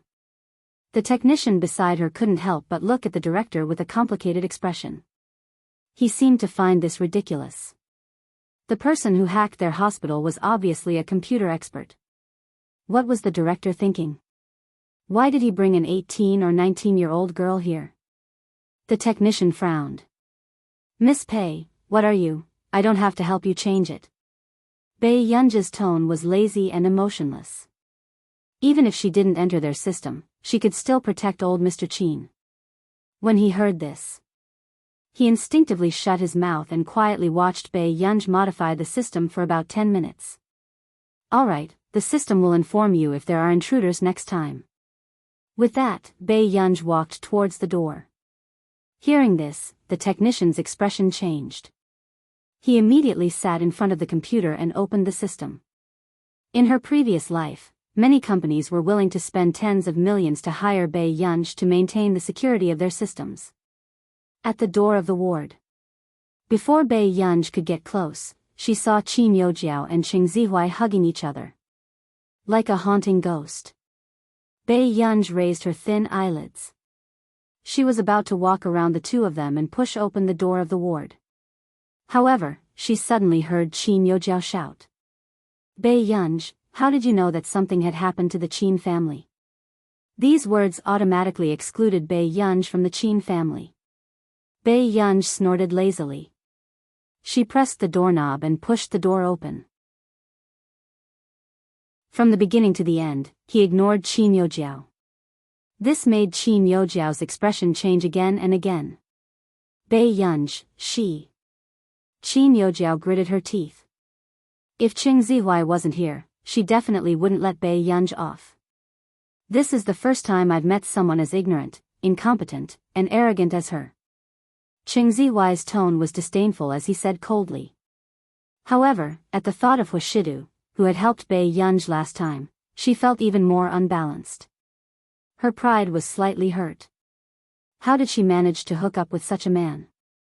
Zihuai, why do you think Dad, Mom, and I were pranked by anti-fans? Why is Bei Yunj completely fine? P.S. Even if you don't meet the requirements, you'll still update 5 times a day. You'll update at least 4 times a day and basically at 9 in the evening.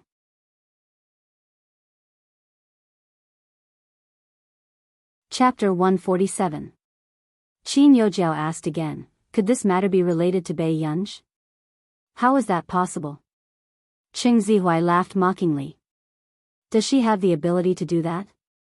Instantly. Qin Yojiao froze and could not refute Qing Zihuai. She forced a smile. That's true. In the ward, the Qin family was having a discussion. That person said that he will visit Grandpa again at 10 o'clock. Qin Yu's eyes darkened and his arrogant and handsome eyes were filled with a faint coldness. What other good news could there be for this visit? Didn't he just want to do something to old Master Qin again? This time, I'm really afraid that something will happen to Grandpa. Second brother, have you contacted anyone? Qin Lang looked at old Master Qin, who was unconscious not far away. His hands were trembling slightly. Last time, Grandpa was already in a dangerous state. He did not know what this B** would do next. No one is willing to take it. But for the past few days, Grandpa's medicine was personally prescribed by the doctor. He should be fine. Qin Yu pursed his lips, his expression a little pale.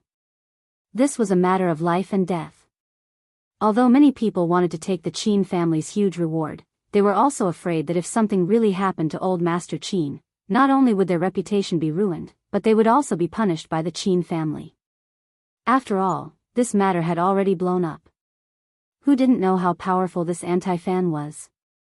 If it really doesn't work, I'll go and issue a statement now. Actually, I should have left long ago.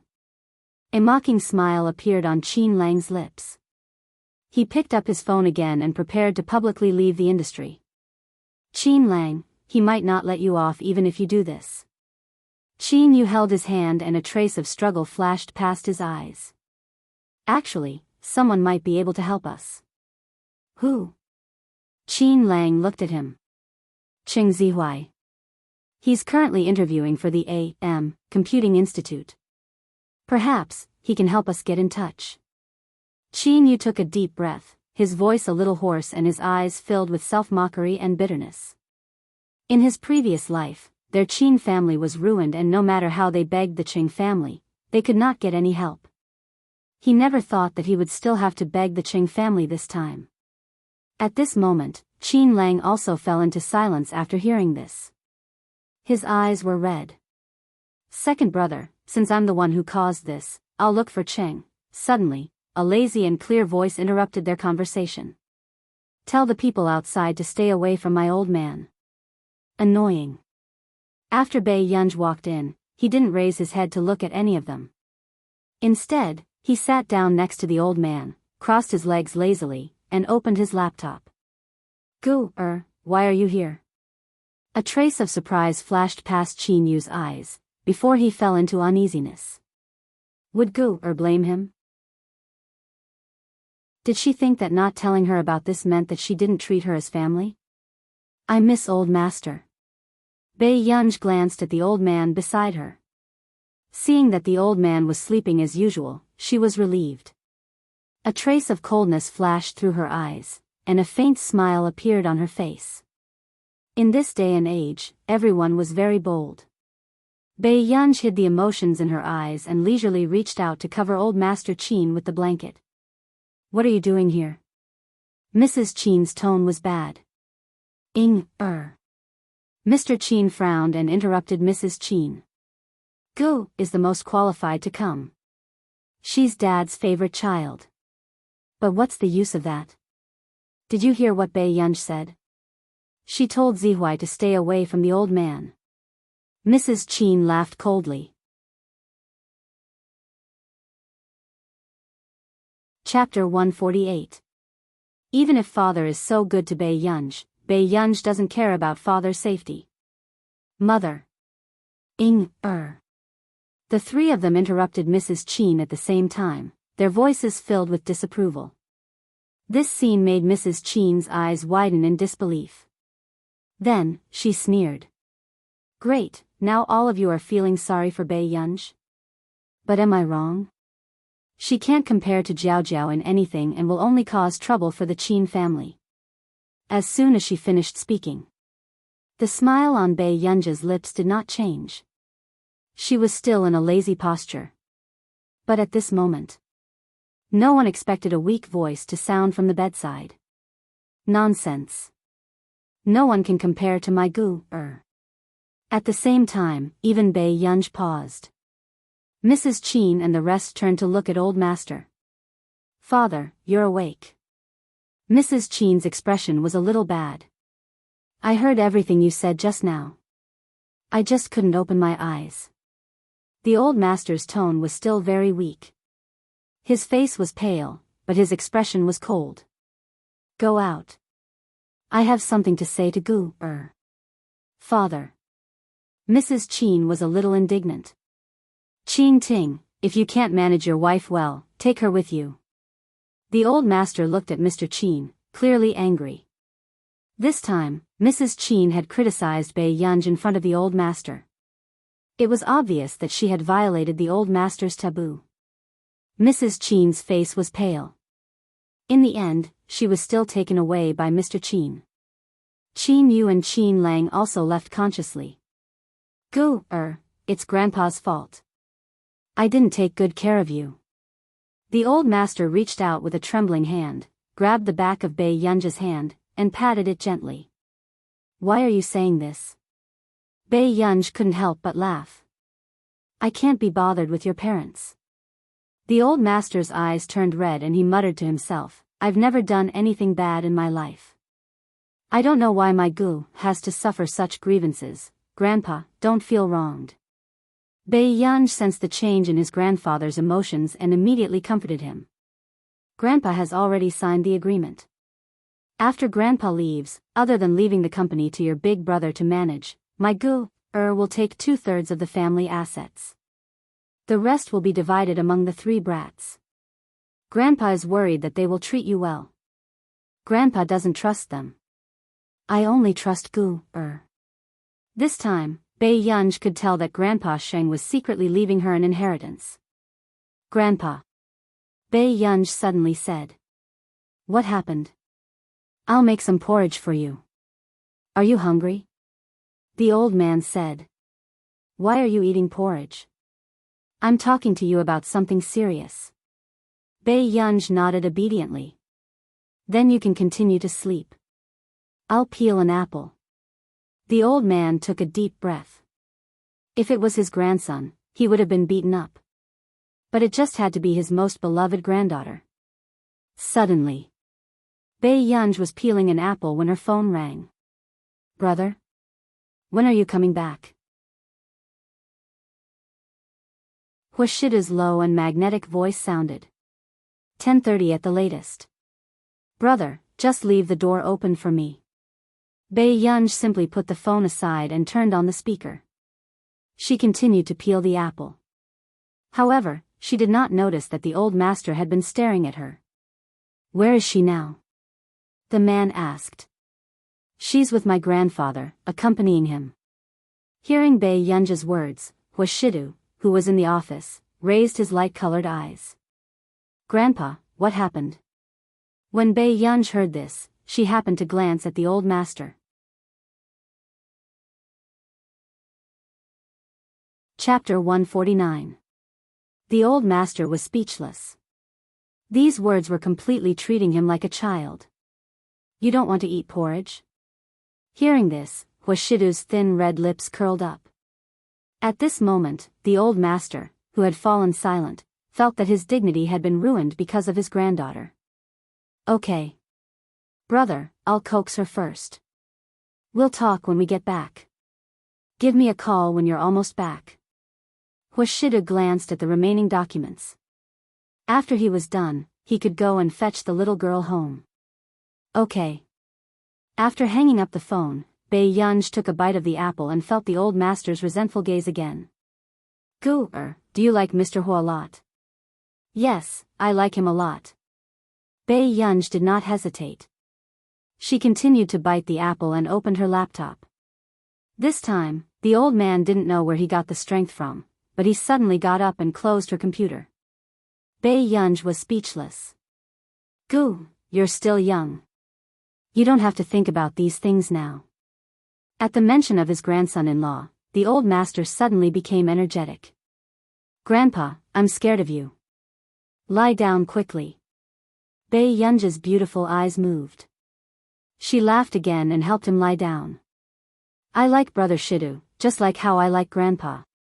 Bei Yunj smiled. Before the old master could relax, she heard her say, "However, I do think that older brother is very good." For a moment, the old master could not refute. He said that she would meet someone better in the future, but he was not confident that he could find someone better than Huashidu. However, he did not agree to let his granddaughter be abducted by someone else. In the control room, the technician looked at the time. It was only 8:30 p.m. He was about to watch a drama when the security system suddenly popped up a reminder. Even the alarm sounded. Again? The technician's face turned pale. When he came back to his senses, he realized that the system that the girl had modified would really find the intruder. "No, I have to get the director to look for her." The technician muttered and ran out of the control room. He could not deal with this intruder at all. He could only find that girl quickly and let her deal with it. However, what the technician hadn't expected was that the invader's mental state had also collapsed. In the internet cafe, in front of the computer screen, a sickly pale face was almost distorted. "Why can't we find it?" His computer was infected with a virus, and he still couldn't get rid of it. He could only come to the internet cafe to attack the hospital system. However, he couldn't find a single word of the information that he could easily find last time. "Who did it?" The young man clenched his teeth and sneered, Do you think I have no other choice? You're underestimating me." Today, he had to send old Master Qin on his way. Thinking of this, the young man's heart suddenly surged with pleasure and excitement. His expression was faintly excited as his fingers kept tapping on the keyboard. But at this moment, in the ward, lines of code appeared on Bei Yunj's computer screen. Seeing this, Bei Yunj sneered, and his eyes became more and more indifferent. She knew that this person would not necessarily keep his word. But, very good. He could settle the score together with the previous one. Grandpa watched the television for a while.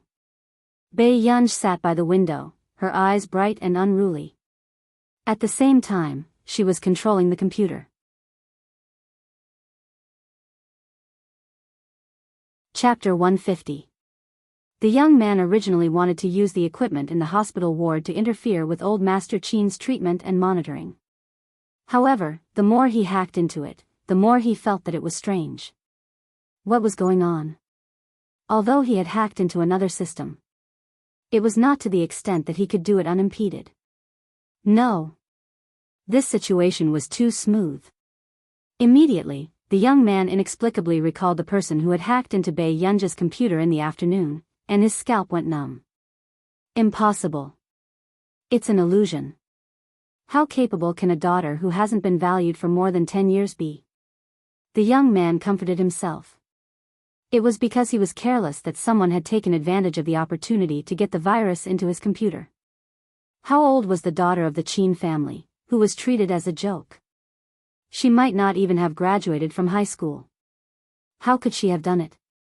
The young man thought of this and felt much more relieved. However, he did not expect that his ferocious face and the words he had said had been completely displayed on Bai Yunji's screen. After Bai Yunji turned on the recording and adjusted her earpiece, she heard him cursing Qin Lang non-stop. Along with everyone in the Qin family, he was cursing. A bunch of trash and brainless fans. Do you really think you can do anything to me? The young man kept sneering and said in a disdainful tone, I'll see how Qin Lang will have the face to appear in the esports scene after this old man is dead. Other than Qin Lang, one could feel from his words that the person he hated the most was Bai Yunji. Bai Yunji? The young man found Bai Yunji's information on the internet and could not help but laugh out loud. He mocked, I thought she was very powerful, but it turns out that she's just a high school student. Qin Lang's sister is not a good person either. After I'm done with Qin Lang, you'll be next.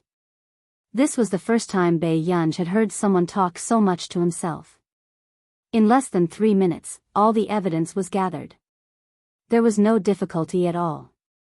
Bai Yunji laughed lazily, made a copy of the recording, and sent it to the office. Then, she adjusted her earpiece and clicked on the voice message. Her tone was lazy and presumptuous. Are you done? Then it's my turn to settle the score. Suddenly, the young man heard an unfamiliar female voice coming from his earpiece. His body stiffened. When he came back to his senses, he immediately asked, Who are you? Why are you asking so many questions? Bai Yunji laughed carelessly and said slowly, You'll make a lot of new friends in prison in the future. Hearing this, the young man's face turned green and red, and he sneered. Heh, do you think you can catch me just because you can talk to me? What wishful thinking. After saying this, he leaned against the chair in a carefree manner, without any intention of escaping. His appearance was even more arrogant. It was as if he felt that no one would be able to find his whereabouts. Don't tell me you're also a die-hard fan of Qin Lang? Clearly, his strength was only average, and he relied on his face to make a living. If he wants to blame someone, he can only blame himself. The young man said sarcastically. Really? Your worldview is quite disgusting. As Bai Yunji chatted, he leisurely locked onto the young man's location. Not far from the hospital, there was an internet cafe about 3 kilometers away. At this moment, before Bai Yunji could make up her mind, she heard the young man laugh again. He said contemptuously and proudly, So what? You die-hard fans, no matter how much you scold me online, it didn't make me lose a piece of flesh. On the other hand, Qin Lang and that old thing had a hard time in the hospital last night, right? Bai Yunji licked her lips and laughed as well. Chapter 151. You're right. Bai Yunji's lazy eyes were bright and high-spirited. However, I'm not Qin Lang's fan. Then, before the young man could react, he heard her laugh slowly. So, they can't make you lose a piece of meat, but I can. The moment she finished speaking, Bai Yunji closed her laptop and walked out. Grandpa, get someone outside to buy you whatever you want to eat. I still have something on. With that said, she disappeared. At this moment, the director, who was walking in anxiously, saw Bai Yunji and his eyes lit up. However, before he could speak, Bai Yunji brushed past him quickly with an inexplicable coldness. Where is she going? When the technician regained his senses, his scalp turned numb. Why did she look like she was going to fight? Quick, quick, quick, go after her. What will happen to the old master if she leaves? The director pushed him away anxiously and started to pace back and forth like ants on a hot pan. But then, he suddenly heard Cheng Zihuai's voice. Mr. Zhong, why are you here? The director turned around and found that the old man in a formal suit in the distance looked a little familiar. Old Master Qin, is this the ward? Zhong Xinglin adjusted his tie and asked. Yes. Qing Zihuai was indeed surprised. He had contacted the people in the A.M. Institute and said that something had happened to the Qin family and they might need the help of the Computing Institute. However, he did not expect that the people in the institute would really be willing to help. And the person who came was someone like Old Master Zhong. Can I go in?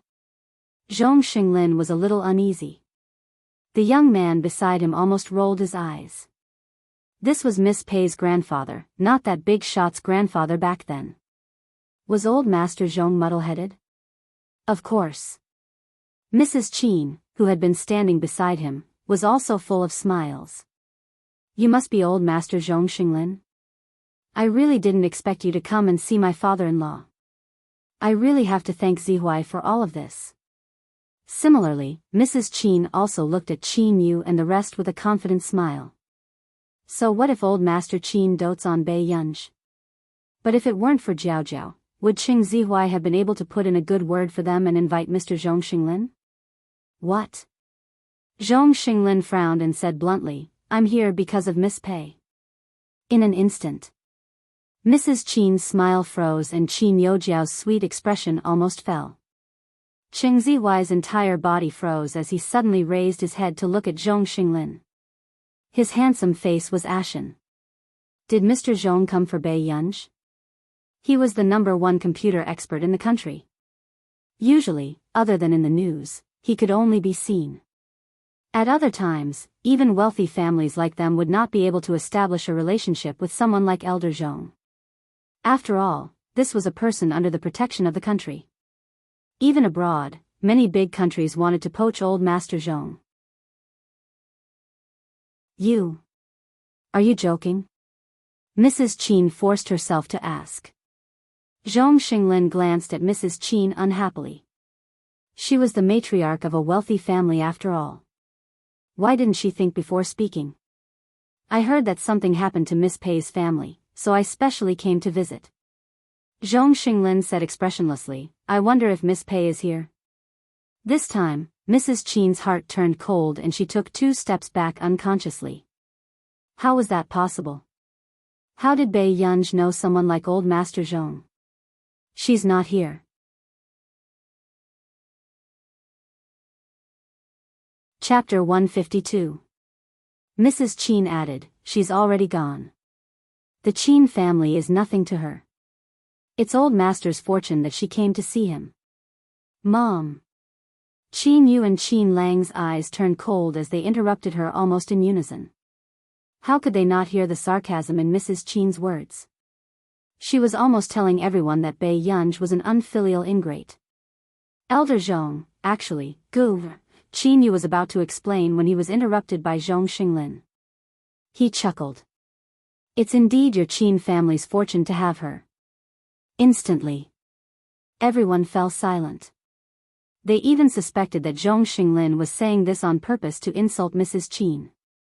However, Elder Zhong was famous for being cold and arrogant and difficult to approach. Why would he protect Bei Yunj? Then, just as everyone was feeling strange and was about to ask again, the dean interrupted them. Mr. Zhong? The person who harmed Old Master Qin yesterday is here again. Can you help Old Master Qin? The dean's tone was anxious, but he was nervous. Would Zhong Xinglin agree? However, he did not expect Zhong Xinglin to pull the young man beside him and throw him into the ward. Brat, if anything happens to Old Master Qin, pack your things and go to your beloved Marcus. The young man was speechless. In order to recruit the big boss beside Bei Yunj, this old man was really unscrupulous. Those who did not know better would think that Old Master Qin was this old man's sworn brother.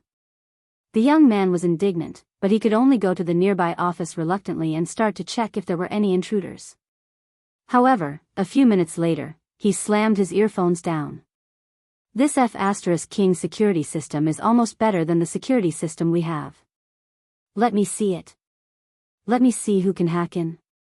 The young man could not help but lose his temper. How dare this system come out and act pitiful? What did you say? Zhong Xinglin was stunned for a moment, but he quickly thought of the person who helped Bei Yunj. Him again, a dark look flashed across Zhong Xinglin's eyes. His urge to steal the girl from him grew stronger. How could such a talent be given to that old guy Marcus? That's too ruthless. It would probably take me a few months to crack this security system. The young man couldn't help but sigh. Moreover, as long as there's an invasion, it can lock onto all directions. What kind of immortal big shot would do something like this? This level of security was something that many listed companies could not achieve even if they spent tens of millions every year. How could this be? Who would do such a thing for our Qin family? Mother Qin muttered. From the young man's words, it could be seen that this person's level was not inferior to the A.M. Computing Institute. But how could the Qin family know such a person? However, at this moment, the director suddenly remembered that Bai Yunj had casually modified the scene in the control room for more than 10 minutes. Actually, she is. After the dean came back to his senses, he wanted to say something, but in the end, he hesitated. He suddenly remembered that Bai Yunj had severed ties with Mother Qin and fell out with the Qin family. If he spoke too much, would Bai Yunj find trouble with him? The dean suddenly felt a chill down his spine. He did not dare to provoke this big boss in the computing field.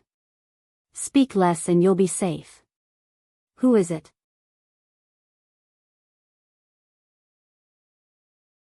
Chapter 153.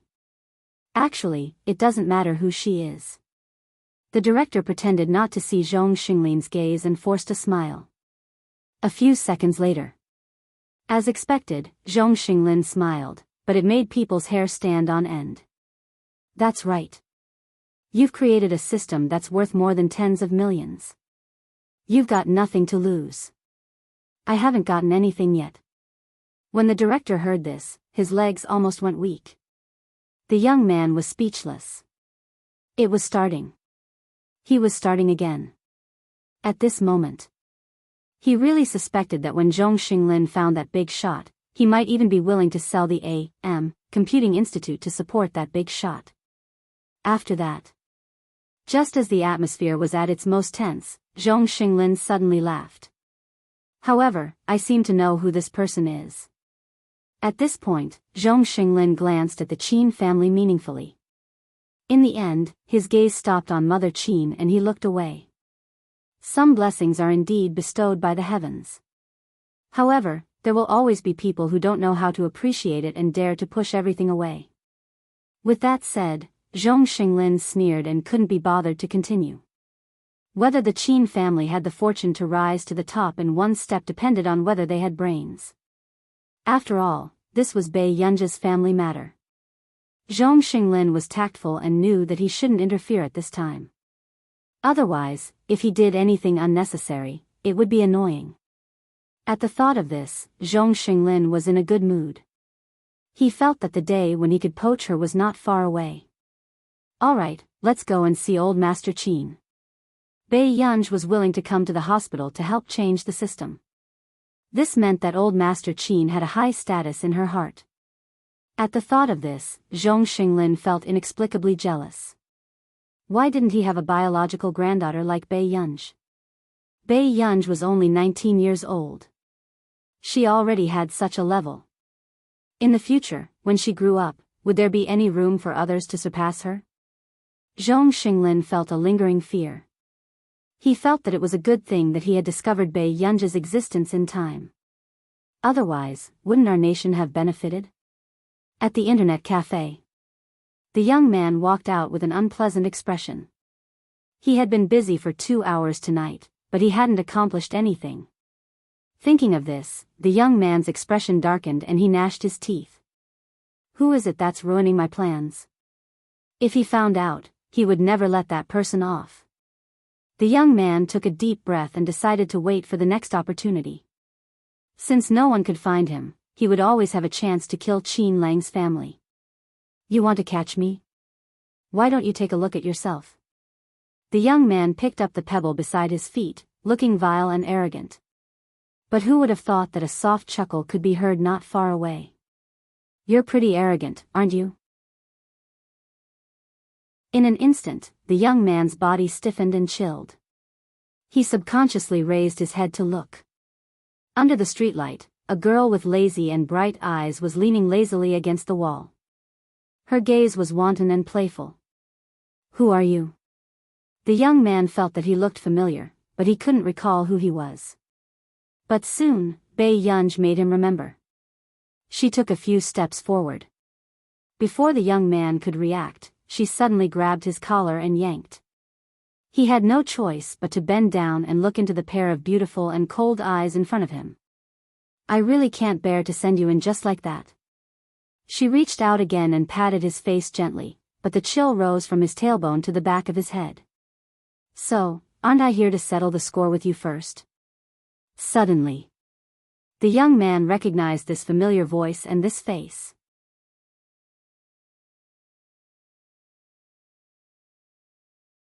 Chapter 154. How could it be her? All the rationality in the young man's mind exploded. It was actually Bei Yunj. The person he was talking to just now was Bei Yunj. "Bei Yunj, what are you trying to do?" The young man snapped out of his daze and questioned her calmly. However, Bei Yunj only responded with a light laugh. She didn't seem to care, but her slender and fair hands suddenly grabbed the young man's collar and dragged him to the side of the alley. The young man, whose face was red from being strangled, staggered but couldn't break free at all. After the numbness in his scalp, a layer of fear surged in front of him. Bei Yunj. Bei, suddenly. Before the young man could finish speaking, the girl's knee hit his abdomen hard.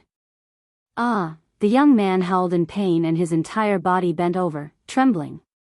The intolerable pain made him hold his abdomen and kneel on the ground. Bei Yunj let go of her hand and looked down at him with her beautiful eyes. "Is it very painful?" "My grandfather is in a lot of pain in the operating room too." She reached out again and lifted his chin. She slowly glanced at his fearful and painful expression. The corners of her lips curled up, but her tone sent chills down his spine. "So, you have to bear with the pain now." As soon as she finished speaking, the young man was thrown to the right wall again. His internal organs were in so much pain that the veins on his forehead were popping out. He couldn't stand properly and fell to the ground. The young man's vision was a little blurry, but when he saw Bei Yunj approaching him again, he was only left with fear and spoke incoherently. "Bei Yunj, don't. I didn't mean to target you. It's Qin Lang's fault. If it wasn't for him, I wouldn't have."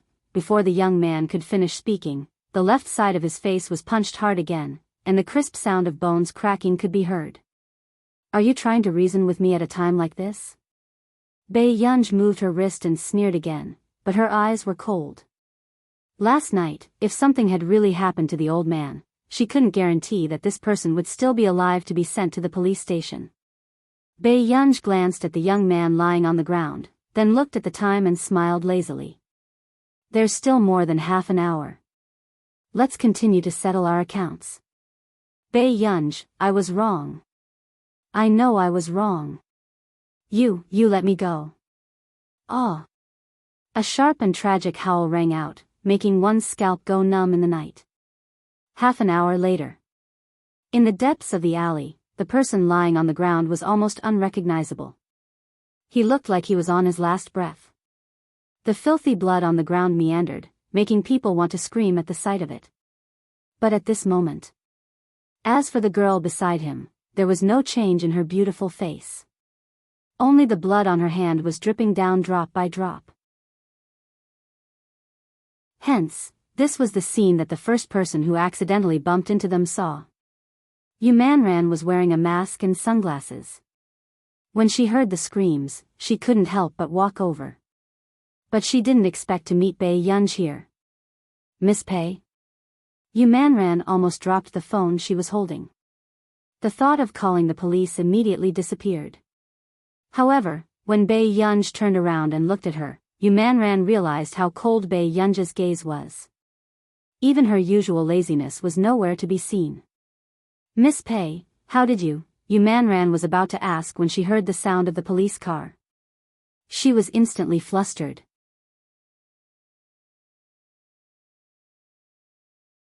Chapter 155.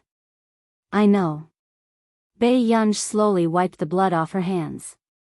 I was the one who called the police. These words stunned Yu Manran. Then, the first thought that flashed through his mind was that Bei Yunj had gone crazy. How could she call the police to arrest herself? However, following this, even Yu Manran did not expect that her first reaction would be to grab Bei Yunj's hand and run out. Before Bei Yunj could regain her senses, Yu Manran had already dragged her halfway down the street. In the end, the two of them entered a bar with many people watching them. After feeling that their surroundings were safe, Yu Manran let go of Bei Yunj's hand and started to gasp for breath. Okay, everything is fine now. Why are you here? This was the first time Bei Yunj had taken the initiative to ask about her. My family introduced me to a blind date. As a public figure, of course I can't go to places where people of the opposite sex can easily take photos. As soon as Yu Manran finished speaking, he suddenly remembered that when she had first met Bei Yunj, there had been a same-sex scandal the next day. Hashtag popular singer Yu Manran secretly meeting a same-sex partner at a bar in the middle of the night. Hashtag when news like this was exposed, it would be very easy for an ordinary artist's popularity to plummet. But who would have thought that when the netizens saw Bei Yunj's blurry figure, they would already at her and ask if Bei Yunj could debut together with her. In fact, just an hour after the news was exposed, the number of her fans had increased by a few million. If it were anyone else, they wouldn't even dare to think about it. However, Yu Manran still got someone to delete these news in the end. She did not want to affect Bei Yunj's normal life. It's not very good for a female artist to come to a bar, Bei Yunj said casually. Yu Manran couldn't help but laugh. Do you also think that a female artist should accept those rules and regulations? Look at how many people are staring at you. Bei Yunj was right. An artist with her looks would be the most eye-catching in a bar. If it was a bar where crooks mixed in with honest folk, some of the more daring ones might do something stupid if they saw that Yu Manran did not bring any bodyguards with him. Then don't you have a lot of people? Yu Manran was halfway through his words when he suddenly remembered what Bei Yunj had just done in the deep alley. To Bei Yunj, there was no danger at all. Sure, but don't drink too much. After Bei Yunj finished speaking, she felt the phone in her pocket vibrate. She glanced at the caller ID and subconsciously picked it up. But then, she suddenly remembered that she was in a bar. Previously, she had told Hwashidu that she was in the hospital. Bei Yunj, very soon. In the next moment, Bei Yunj clearly heard the man's low and magnetic voice in the noisy and impetuous atmosphere. It was inexplicably reassuring. Where are you? Bei Yunj was about to leave when she caught a glimpse of many people looking at her and Yu Manran from the corner of her eye. Immediately, she pulled Yu Manran's hand and walked out of the bar. Then, she gave Hwashidu the address of the street intersection. After hanging up the phone, Tseng-su, who was driving, felt the strange silence in the atmosphere and could not help but laugh dryly. Maybe Miss Pei is listening to people singing on the streets. This street art enthusiast. Hwashidu's casual gaze made Tseng-su shut up. Miss Pei was already 19 years old. Wasn't it normal for her to go to a bar?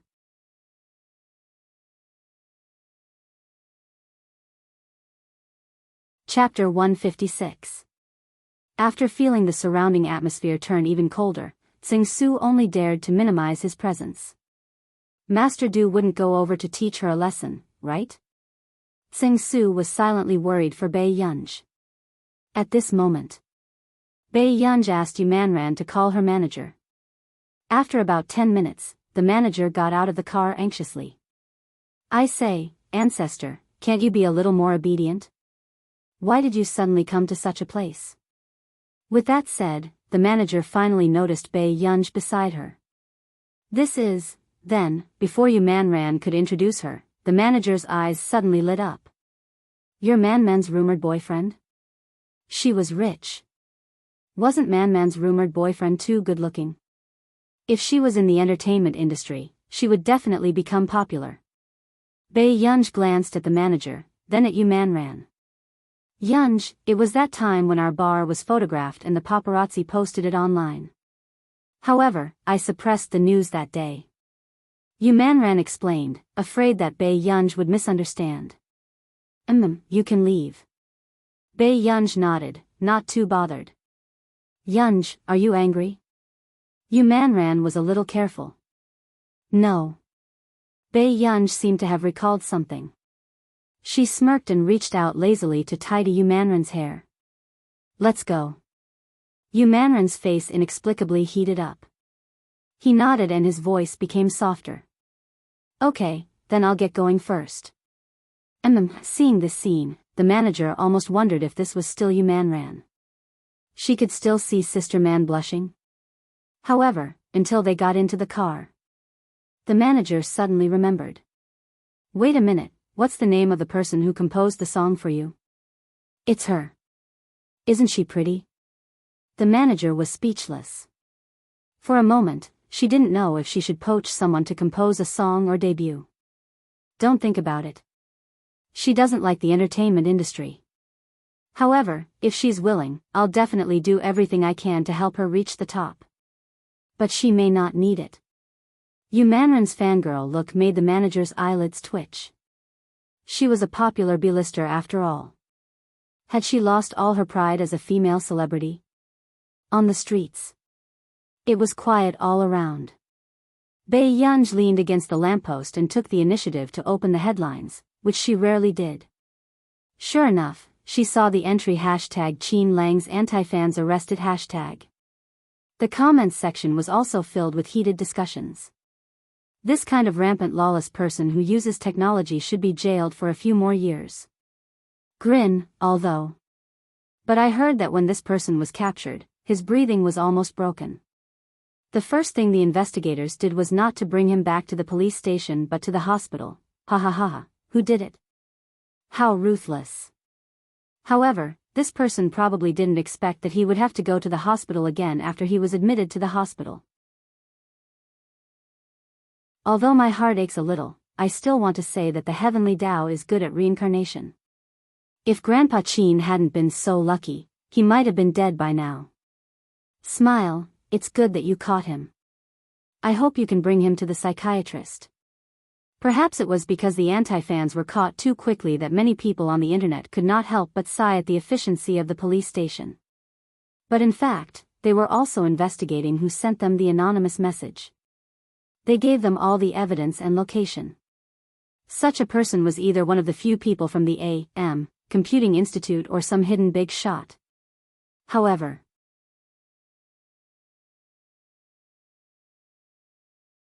Chapter 157. When she called him just now, Bei Yunj did not think that Huashidu could not hear her in the noisy atmosphere of the bar. For the first time, she suddenly felt like she had been caught doing something wrong. Bei Yunj's eyebrows twitched. Suddenly, she heard a meow.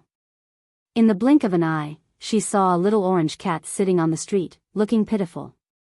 Seeing this, Bei Yunj suddenly smiled and sat beside the little orange cat.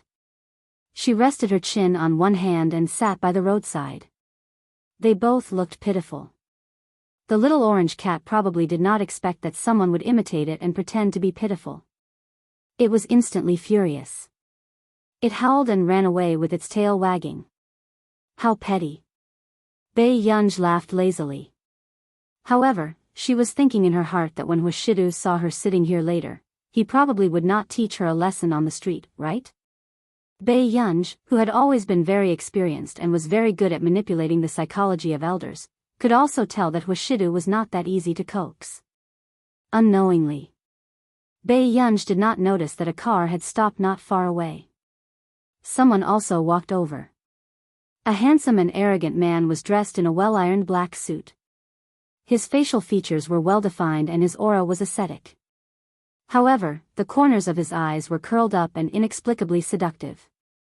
He subconsciously stopped in his tracks and looked at the girl sitting by the roadside not far away. He did not know what she was thinking. After a while, Bei Yunj turned her face and rubbed her red eyes. She still looked like she wanted to sleep but could not. Seeing this, most of the man's anger dissipated. Huashidu subconsciously tugged at his tie. Even 2 buttons of the white shirt inside were unbuttoned. His casual and frivolous posture was inexplicably lustful and sexy. In the next moment, Hwashidu walked towards Bae Yunj and slowly took off his suit with one hand. Then, before Bae Yunj could mentally prepare herself, her vision suddenly turned pitch black. A faint and pleasant cold fragrance floated around. Brother? As soon as Bae Yunj finished speaking, someone suddenly went around her knees and hugged her. Shortly after, Bae Yunj instinctively wrapped her arms around the man's neck and pulled down the suit covering her head. As expected, the person she saw was Hwashidu. Hwashidu's expression was indifferent. He did not look at her, but his light and lazy magnetic voice tickled her ears. Cover your legs. Bae Yunj didn't have time to think it was strange. She lowered her head and saw the bloodstains on her blouse. It seemed to have been left by her leg accidentally. He pondered for a moment. Bae Yunj said frankly, "Brother, this blood doesn't belong to me." Hearing this, Hwashidu finally lowered his head and glanced at her indifferently. However, before Hwashidu could speak, Bae Yunj's eyes curved and she said, "Brother, you won't suddenly put me down halfway, right?" Looking at this pair of clear and obedient eyes, there shouldn't be anyone who could harden their heart. Back in the car. "Brother, is there anything you want to ask me?" Bae Yunj leaned closer to Hwashidu and asked. When Sing-Su, who was in front, saw that Bae Yunj was carried over by Hwashidu, his heart could not calm down for a long time. Wasn't Master Du being too biased? Compared to little young Master, what kind of treatment was Miss Pei receiving? At this moment, Hwashidu's slender and well-defined hand casually tapped Bae Yunj's forehead, not letting her continue to lean over. His tone was lazy, but it inexplicably made one's heart itch. Brother's anger hasn't subsided yet. Behave yourself.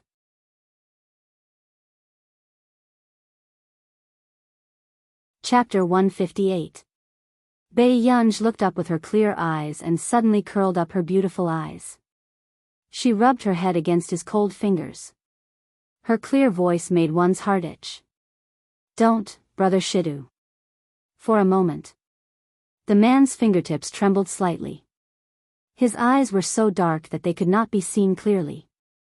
"Don't act coquettishly with me." Hwashidu retracted his gaze and retracted his hand. He subconsciously played with the silver lighter. This little fellow knew very well that as long as she acted coquettishly, he would not be able to do anything to her. "Then don't ignore me, brother." The smile in Bae Yunj's eyes did not diminish. Her eyes became brighter and she started to move closer to Hwashidu again. This time, Hwashidu pretended not to see and let her do as she pleased. Meanwhile, Sing-Su, who was secretly observing the situation behind, was heartbroken. This Miss Pei was too good at coaxing Master Du. Was she the reincarnation of a vixen? Then, Bae Yunj was also talking to herself, not caring that there were other people around. What Sing-Su saw was the little vixen staring at their Master Du brazenly. Words of coaxing came out of her mouth as soon as she opened it. After a while, Sing-Su regained his senses and could not help but sigh. It was over. Master Du would definitely fall. Who could withstand this? After getting out of the car, Hwashidu saw that the road ahead was a little dark. He slowed down and waited for the young lady behind to approach. When they returned to the living room, Aunt Meow came up to them. "Miss, sir, you're finally back. I've already prepared supper. Do you want to eat together?" "No need. I'll go upstairs first to settle some company matters." Hwashidu casually took off his tie and prepared to go upstairs. Seeing this, Aunt Meow immediately pulled Bae Yunj enthusiastically. "Miss, try it. Mr. Hor really likes Miss Pei." In the past, Mr. Hor rarely went home to work. Aunt Meow could not stop smiling. She looked like a couple fan online. "Aunt Meow, didn't you realize that brother is angry with me?" Bae Yunj raised her eyebrows and looked at the man's back view. "Is he?" 20 minutes ago, sir called me to prepare supper for you," Aunt Meow said. Upon hearing this, Bei Yunj paused for a moment. She turned around and asked, Auntie Meow, can I bring the supper upstairs and eat with my brother? Sure, I'll go get a tray so that Miss Pei can bring it upstairs. Aunt Meow happily patted Bei Yunj's hand and hurried back to the kitchen. Seeing this, Bei Yunj was not surprised by Auntie Meow's enthusiasm. She sat on the sofa and thought about Qin Lang's anti-fans. That person didn't seem to hate Qin Lang all of a sudden. Instead, he seemed to have hated Qin Lang for a long time. But if that was the case, why didn't he make a move earlier? Bei Yunj's fingers kept tapping on the table. Her gaze was serene, and the corners of her lips gradually curled up. Then who was it that was controlling the situation from behind? Soon, Bei Yunj knocked on the door of the study with a tray in one hand. When she heard the sound inside, she walked in. Hua Shidu looked up. Obviously, he did not expect Bei Yunj to come over. She was still carrying 2 sets of supper. Brother, you haven't eaten yet, right? Bei Yunj placed the tray on the table, took a chair, and sat opposite Hua Shidu. She cupped her cheeks with both hands and smiled. Let's eat first. It's not too late to work after. Hua Shidu did not expect Bei Yunj to come up to persuade him to eat dinner.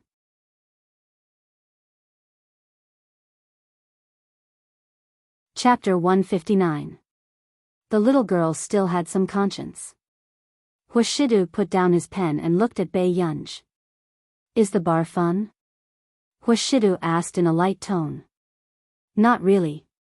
Bei Yunj was halfway through her supper when she heard this question and almost choked. Seeing this, Hua Shidu retracted his gaze and smiled silently. 20 minutes later, the two of them finished their supper quietly. Not long after, there was a knock on the door. After Aunt Meow pushed the door open, she smiled meaningfully and glanced at the two of them. Sir, miss, I'll take the cutlery away first. Okay. Hua Shidu replied nonchalantly. After Aunt Meow left, his gaze landed on Bei Yunj, who did not intend to leave. Brother, don't be angry. I know I'm wrong. Bei Yunj saw that the noble and handsome man in front of her did not seem to be moved, so she added, in the future, I will study hard. Unexpectedly, the man's thin red lips curled up and his half-smiling voice sounded in a low voice. Really? Really? Bei Yunj did not even blink. But the next moment, Hua Shidu suddenly stood up and walked towards the door with his long legs that were overly abstinent under his black suit pants. Coincidentally, Assistant Singh went to buy a stack of college entrance examination exercises for you last time. I'll get them for you. Hearing this, Bei Yunj's beautiful eyes twitched. She immediately stood up and followed behind Hua Shidu. Brother, it's already night time. It's okay, I'll accompany you. The corners of Hua Shidu's eyes curled up, mixed with an ambiguous gentleness. Just like his lazy and magnetic voice, it was thin and seductive. However, as soon as he finished speaking, the corners of Bei Yunj's mouth twitched. She silently remembered Sing Su. Just as Hua Shidu was about to open the door, Bei Yunj tugged at his sleeve and said tactfully, Brother, it's better for us to be reasonable. Is that so? Then I'll listen. Hua Shidu lifted his thin eyelids and leaned against the wall loosely. His posture was light and playful. Under the light, his pair of cold, pale-colored eyes were filled with deep and shallow light as he stared straight at her. The man's indifferent and abstinent appearance was both bad and lustful. Bei Yunj organized her thoughts. Brother, I'm already an adult. Actually, before he could finish his sentence. Suddenly, Bei Yunj heard a soft sound, and then somehow, the room fell into darkness. She subconsciously moved closer to Hua Shidu, but unexpectedly, she bumped into a warm and firm chest. Through the thin shirt, she could still feel the man's hot and beating heart. A short while later, Bei Yunj heard him chuckle in a low voice. Even though she was in the dark, she could imagine his lazy and intimate posture at this moment, and his unhurried manner as he spoke. You still want to reason with your brother? Bei Yunj, what a childish and unreasonable man. Brother, turn on the lights. Bae-yunj moved away slightly, but her hand was still tightly holding onto Hwashidu's sleeve. Big brother is here. What are you afraid of? Hwashidu stretched out his hand lazily and pinched the back of her neck teasingly. Bae-yunj almost did not notice that when Hwashidu was around, she was not as uneasy and anxious as before. The next moment, Hwashidu still took care of the little girl's emotions. He turned on the lights and pinched her face. Next time, don't let your brother catch you going to the bar again. Also, why did you fight? After the light in front of Bae-yunj's eyes returned to normal, she let go of the man's sleeve.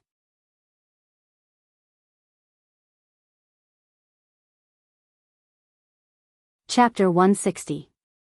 She let go of Hwashidu's sleeve and looked elsewhere. Not even a fight? For some reason, Bae-yunj already felt that Hwashidu had discovered that she was afraid of the dark. However, before Bae-yunj could think further, the man beside her reached out and messed up her hair. Sure, but brother will be worried. Bae-yunj, whose hair was messy, was speechless. I don't know what made my little girl so angry. The man's deep and melodious voice rolled along with the sexy tip of his throat and overflowed. Hwashidu could tell that Bae-yunj was very concerned about old Master Chin. The person who could make her come out in the middle of the night and secretly fight obviously made the little girl very unhappy. He touched someone very important to me. Bae-yunj looked up and smiled at Hwashidu. Just like brother. Hearing this, Hwashidu's unwavering gaze landed on Bae-yunj. He chuckled softly and leaned closer to her. Is my union so powerful? The man's hoarse and magnetic voice was long and lazy, but it made people blush and their hearts beat faster. Then from now on, Yun has to protect brother well. Bae-yunj reacted. There was still someone who dared to provoke him? However, before that, Yun has to tell me everything. He held Bae-yunj's hand and seemed to be coaxing her casually. Yun, don't be afraid. Brother will be afraid. Bae-yunj paused and looked at the man in front of her. Suddenly, she wanted to ask a very stupid question. Brother, why are you so good to me? Bae-yunj blurted out. A moment later, she inadvertently met his eyes and her gaze seemed to burn. His eyes were dark, but after a while, his lips curled up lightly. Because, brother's Yun should get whatever she wants. The next day, Bae-yunj had just received a call from the form teacher to ask about her. After taking leave, she drove to the hospital again. Unexpectedly, the moment she pushed open the door, she saw Zhong Xinglin chatting with the old master. Why are you here so early? The old man's eyes lit up, and his tone became gentler. Bae-yunj nodded and put the porridge she had prepared on the table. Grandpa, have you eaten? Not yet. The old man said happily.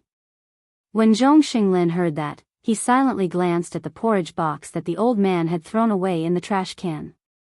Then, Grandpa, try it. The taste of this congee is quite good. Bae-yunj opened the porridge box for the old man and handed him a pair of chopsticks. Then, he looked at Zhong Xinglin. Mr. Zhong, why are you here? I've been here for a long time. Zhong Xinglin's eyes were filled with grief. It had to be said that Zhong Xinglin felt sour in his heart. If he had such a granddaughter, he would treat her like a princess. How could he bear to let her buy food for him? I have some matters to discuss with Miss Pei in private. Zhong Xinglin added. Hearing this, Bae-yunj's fingers paused for a moment before she said casually, okay. In the garden downstairs. Miss Pei's aptitude is amazing. Before this, I really didn't expect that the headlines would be related to Miss Pei. I think Mr. Zhong should know that I have already signed a contract with Marcus. Bae-yunj didn't hesitate. When Zhong Xinglin heard Bae-yunj admit it personally, his heart was still in turmoil. She was only 19 years old. Marcus had said that the main project of their computing institute this year was Bae-yunj, with others as support.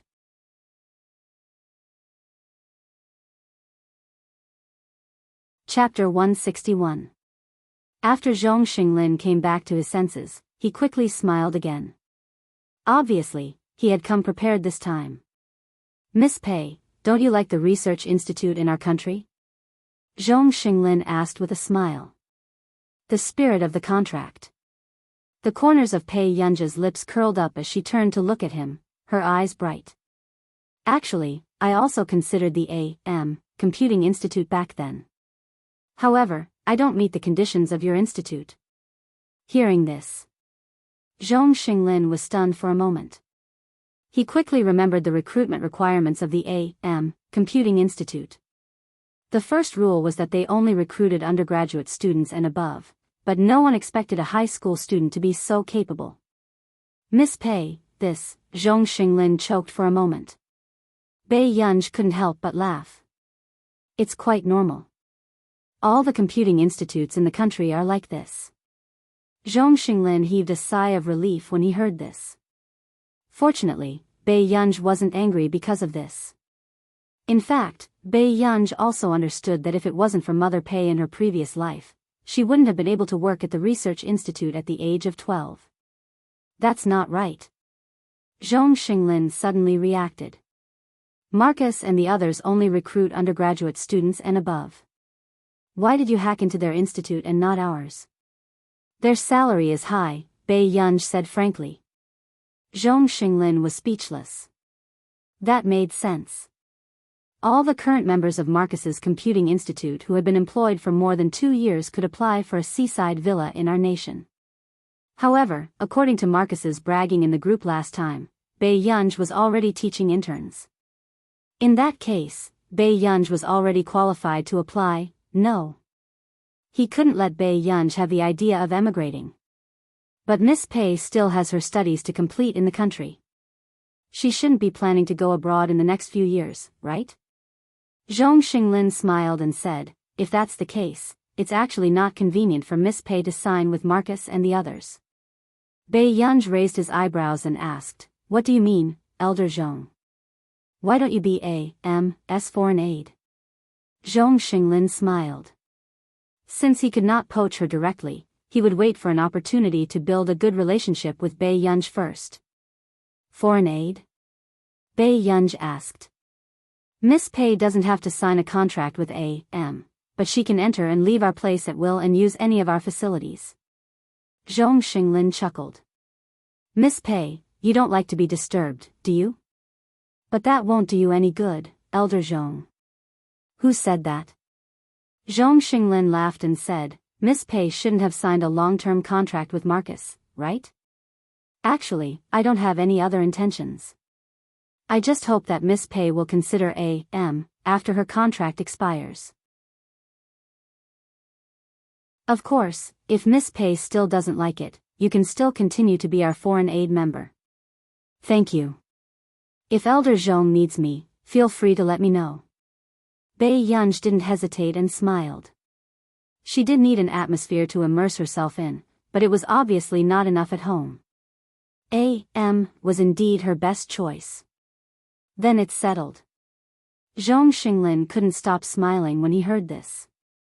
Okay. Bei Yunj nodded. Soon. Zhong Xinglin watched Bei Yunj leave and hurriedly called Marcus. A few minutes later, the call went through. Zhong Xinglin hurriedly hid the smile on his face and coughed lightly. Old thing, are you crazy? Do you know what time it is?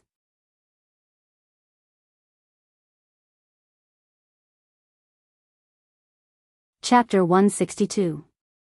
But what Marcus did not expect was, next, he wanted to kill someone even more. It's nothing, Xiao Ma. I'm just thinking that it's not easy for us to be brothers for so many years. Thank you. Zhong Xinglin coughed softly and said gently. Unexpectedly, Marcus laughed. It's not easy. When we were still university alumni, our hairlines were the same. Now that I'm by your side, others might think that you're my father, right? Zhong Xinglin also put on a fake smile. Don't think that I don't know that you didn't go to the seminar last year because you secretly went for a hair transplant. Nonsense. I didn't. Marcus immediately retorted. Zhong Xinglin chuckled. You're already so old and you're still faking it. I'm really embarrassed for you. Marcus tried his best to suppress his anger and smiled. Don't be jealous of our institute this year. There's another ruthless character coming this year. You're deliberately talking nonsense.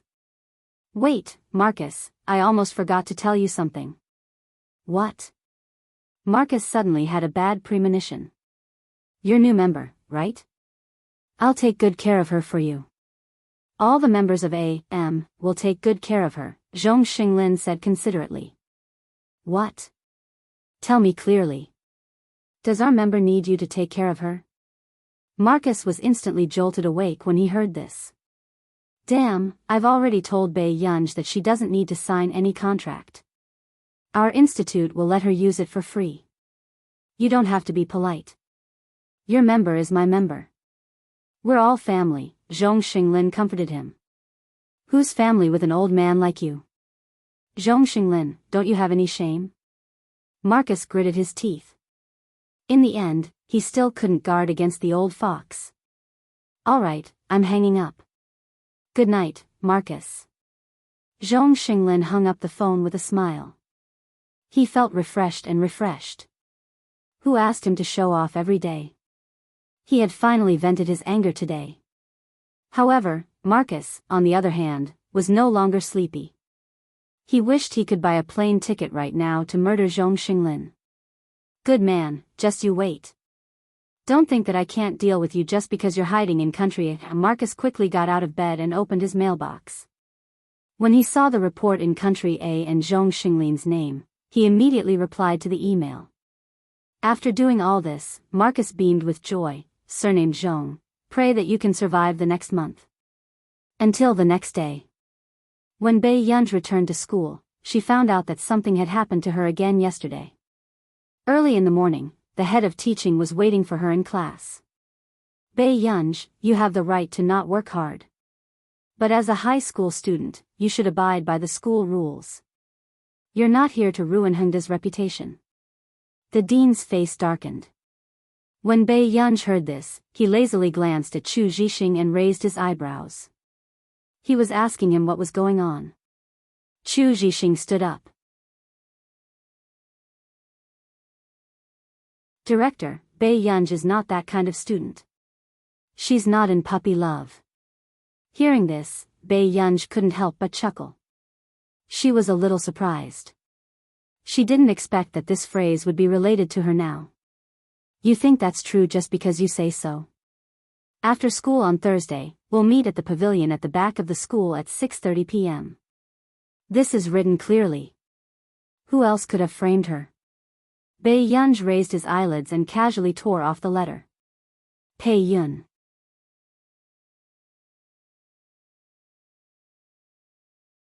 Chapter 163. In an instant. The dean shut his mouth subconsciously.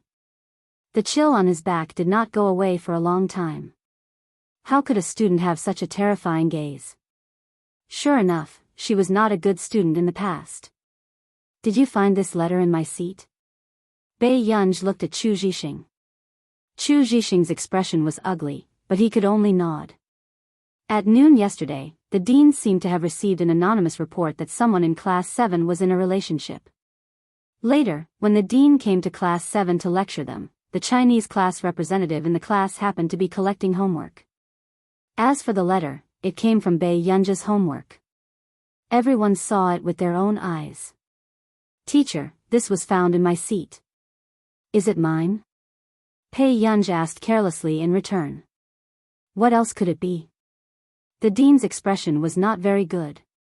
However, when Bei Yunj heard this, her overly beautiful eyebrows relaxed and she smiled lazily.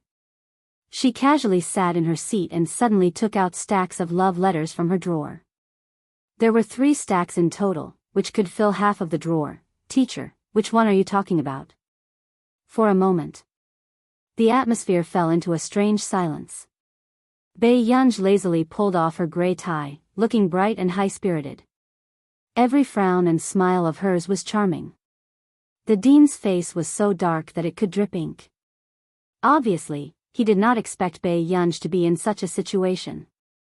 Even the students in the class were in disbelief. Didn't they say that Bei Yunj had a bad reputation in school? Did all the boys not like this kind of girl who looked like a womanizer? All of them were pig trotters. Oh no, my gay friend secretly gave her a love letter last time. She can't be so unlucky, right? A delicate girl next to her said uneasily. Your gay friend, the one from class 1? Yes. Isn't that a girl? Can't a girl give a love letter? She retorted. At this moment, everyone fell silent. Okay. It turned out that it was not only boys who gave her love letters. Bei Yunj, what kind of nonsense are you doing at school? The dean's face was ashen. If Bei Yunj hadn't messed around, would so many people have sent her love letters? All of a sudden. Why is it so quiet? Lu Yuanci, who had arrived late, glanced at everyone before focusing his gaze on Bei Yunj's table. He said in an unhappy tone, "Why do you have more than me?" Then, before anyone could react, they saw their school bully take out 2 big stacks of love letters from the drawer. Although Lu Yuanci had fewer tickets than Bei Yunj, it was still the first time Class 7 had seen such a big scene. Moments later, Lu Yuanci's eyes were sharp. He picked out a pink envelope from Bei Yunj's stack of envelopes, and then took out the envelope on top of his own. Both letters were signed by the same girl. Bei Yunj, Lu Yuanci chuckled. You're still casting a net? At the same time, the girl who was worried about her friends suddenly froze when she saw the familiar envelope. She didn't expect her friend to be someone who was secretly doing something big. She gave the same type of love letter to her desk mate. What kind of silly person would do such a thing? Bei Yunj glanced at the name on the love letter, lazily reached out to pull it back and casually stuffed it into the drawer. You don't have one? Bei Yunj sneered. Lu Yuanci.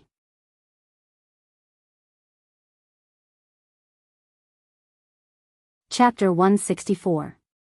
Dean, do I have to be punished just because I received a love letter? Lu Yuanci's voice had the unique magnetism of a young man as he chuckled softly. Then can I still graduate in this lifetime?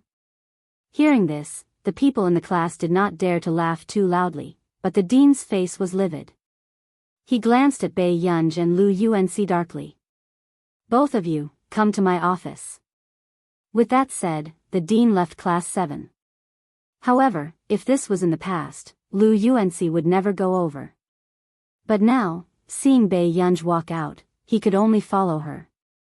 Bei Yunj.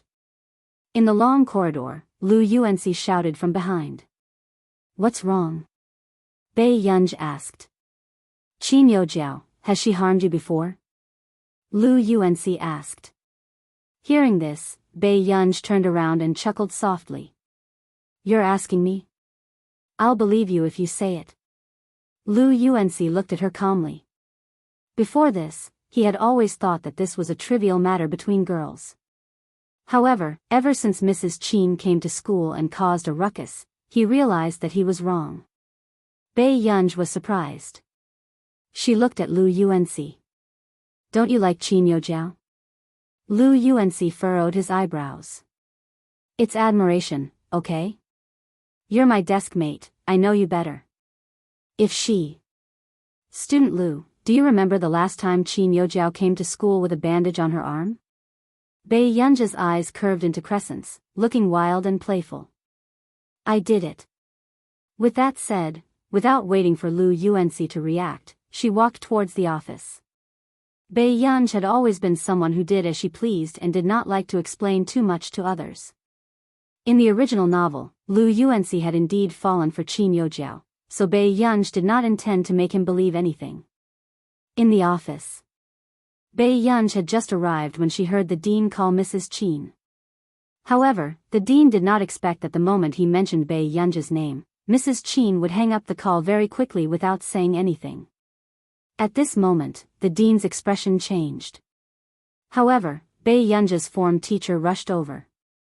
Director, Bei Yunj just started class today. Why don't I take her first? Before the homeroom teacher could finish her sentence, she was interrupted by the dean. If you didn't spoil her, she wouldn't be so arrogant. Hengda's reputation is going to be ruined by her alone. Ignorant and incompetent, completely unlike a student. Sir, you don't understand student pay. Actually, student pay. The form teacher explained patiently. Cut the crap. Get her parents here now. The teaching director said angrily. The homeroom teacher glanced at Bei Yunj. When she thought of the explicit letter, she felt a little helpless. She had no choice but to take out her phone and send a message to the Bei Yunj's parents group. Class 7's homeroom teacher. Hello, parents. I'm sorry for disturbing you. May I ask if the two of you have time to come to school at this time? Qin Yu, yes. Qin Lang, sure. The head teacher's eyelids twitched as he carefully typed in the message. Head teacher of class 7, one is enough, Rose, Qin Lang, me. Qin Yu, what does it have to do with you? Question, Qin Lang at class 7's homeroom teacher, Teacher 1, I've already taken my keys and left the house. Seeing these messages, the homeroom teacher's heart skipped a beat, afraid that the two of them would start scolding each other.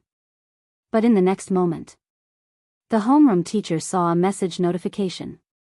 The group leader, Qin Yu, has removed the group member, Qin Lang, from the group chat.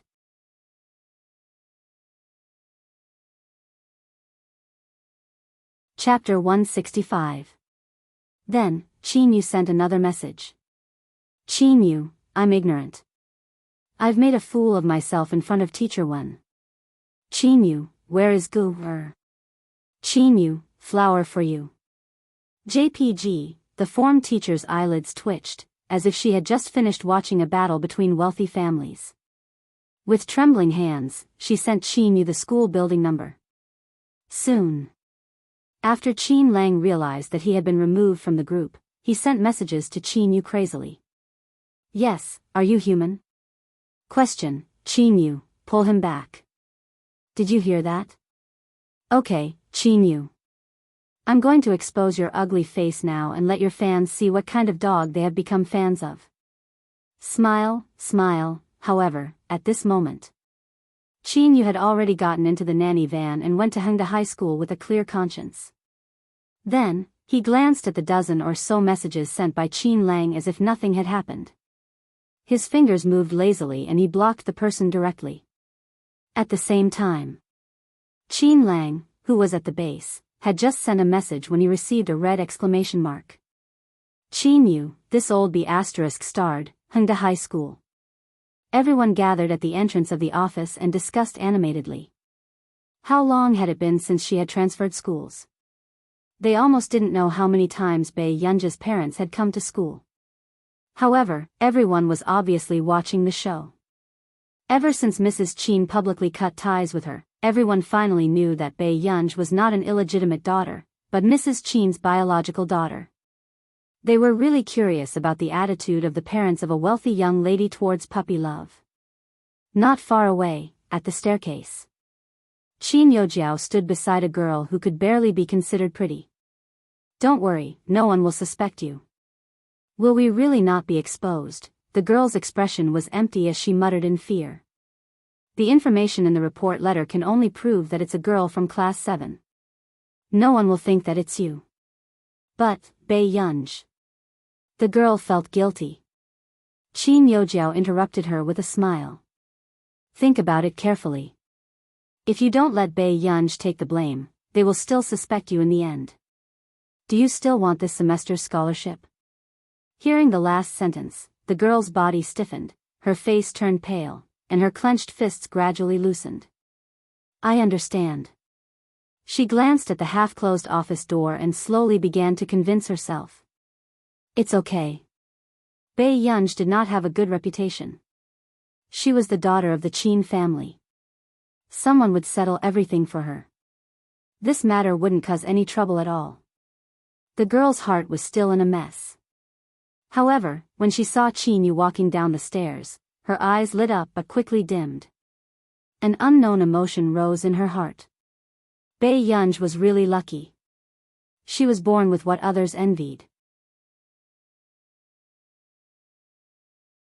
On the other hand, she had to worry about the scholarship every day, afraid that she wouldn't be able to save enough money for the next semester's tuition fees. Look! Was that Qin F***ck, Qin Yu is here to be Bei Yunj's guardian. What kind of godly fate does Bei Yunj have? You're not surprised, right? You didn't know that Mrs. Qin came to school to cause trouble last time, right? You didn't see how Qin Yu and Qin Lang doted on their sister. They were very fierce. What? There's such a thing? I'm envious. However, don't the Qin brothers like Qin Yojiao more?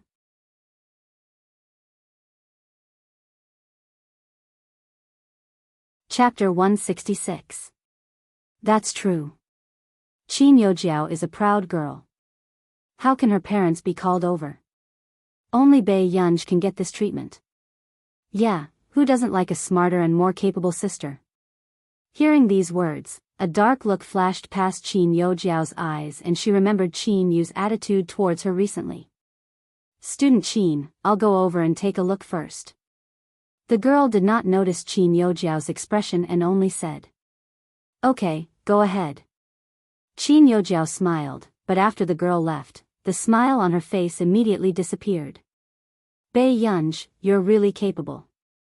You can actually force me to this extent. Qin Yojiao stared at the staircase expressionlessly before suddenly bursting into laughter. Her pretty face was almost twisted. Soon. Just as everyone could not help but secretly take out their phones to take photos of Qin Yu, they suddenly heard a scream not far away. Soon, someone shouted.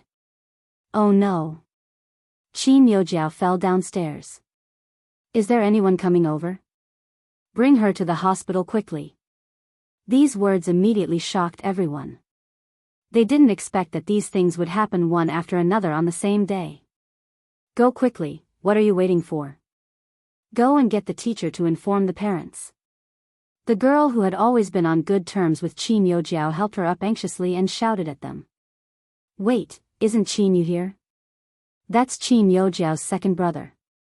Let Qin Yu send her to the hospital. Yeah, hurry and find Qin Yu.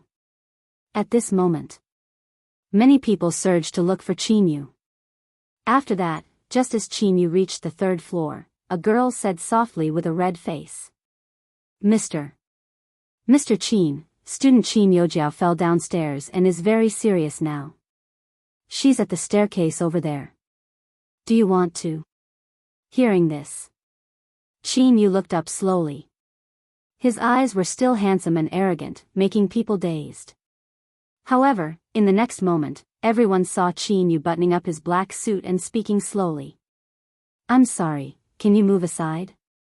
This attitude made the blushing girl's face turn pale and her body stiffen on the spot.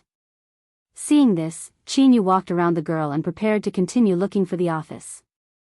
Mr. Qin. Are you going to look for Bei Yunj? But Qin Yojiao is injured now, how can you? Contact her parents if you have any problems. I'm just Bei Yunj's brother. Qin Yu's low and magnetic voice was slightly impatient and he did not give her any extra glances.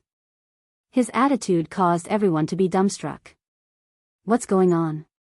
Did Qin Yu mean that Qin Yojiao was not his younger sister and Bei Yunj was his younger sister? Wait, why couldn't they understand what he was saying? Was this world a fantasy? At this very moment, when the girl heard this, she felt an inexplicable sense of hostility towards Bei Yunj. She could not help but say bitterly, even if Mr. Qin quarreled with Qin Yojiao, he shouldn't ignore her like this. Meanwhile, not far away, a gentle voice sounded. Second brother. Following that, everyone turned around and saw Qin Yojiao's leg covered in blood. She was being supported by someone as she struggled to walk over with reddened eyes. Qin Yojiao hid the strong hatred towards Bei Yunj in her eyes. If it wasn't for Bei Yunj, she wouldn't have braced herself and done this just to make Qin Yu's heart ache for her. However, as long as Qin Yu was willing to take her to the hospital, she would win this battle. At this thought, Qin Yojiao's frown eased. You're tuning into the Journey of the Soul YouTube channel. Don't forget to subscribe and join us on this journey to catch the most captivating stories.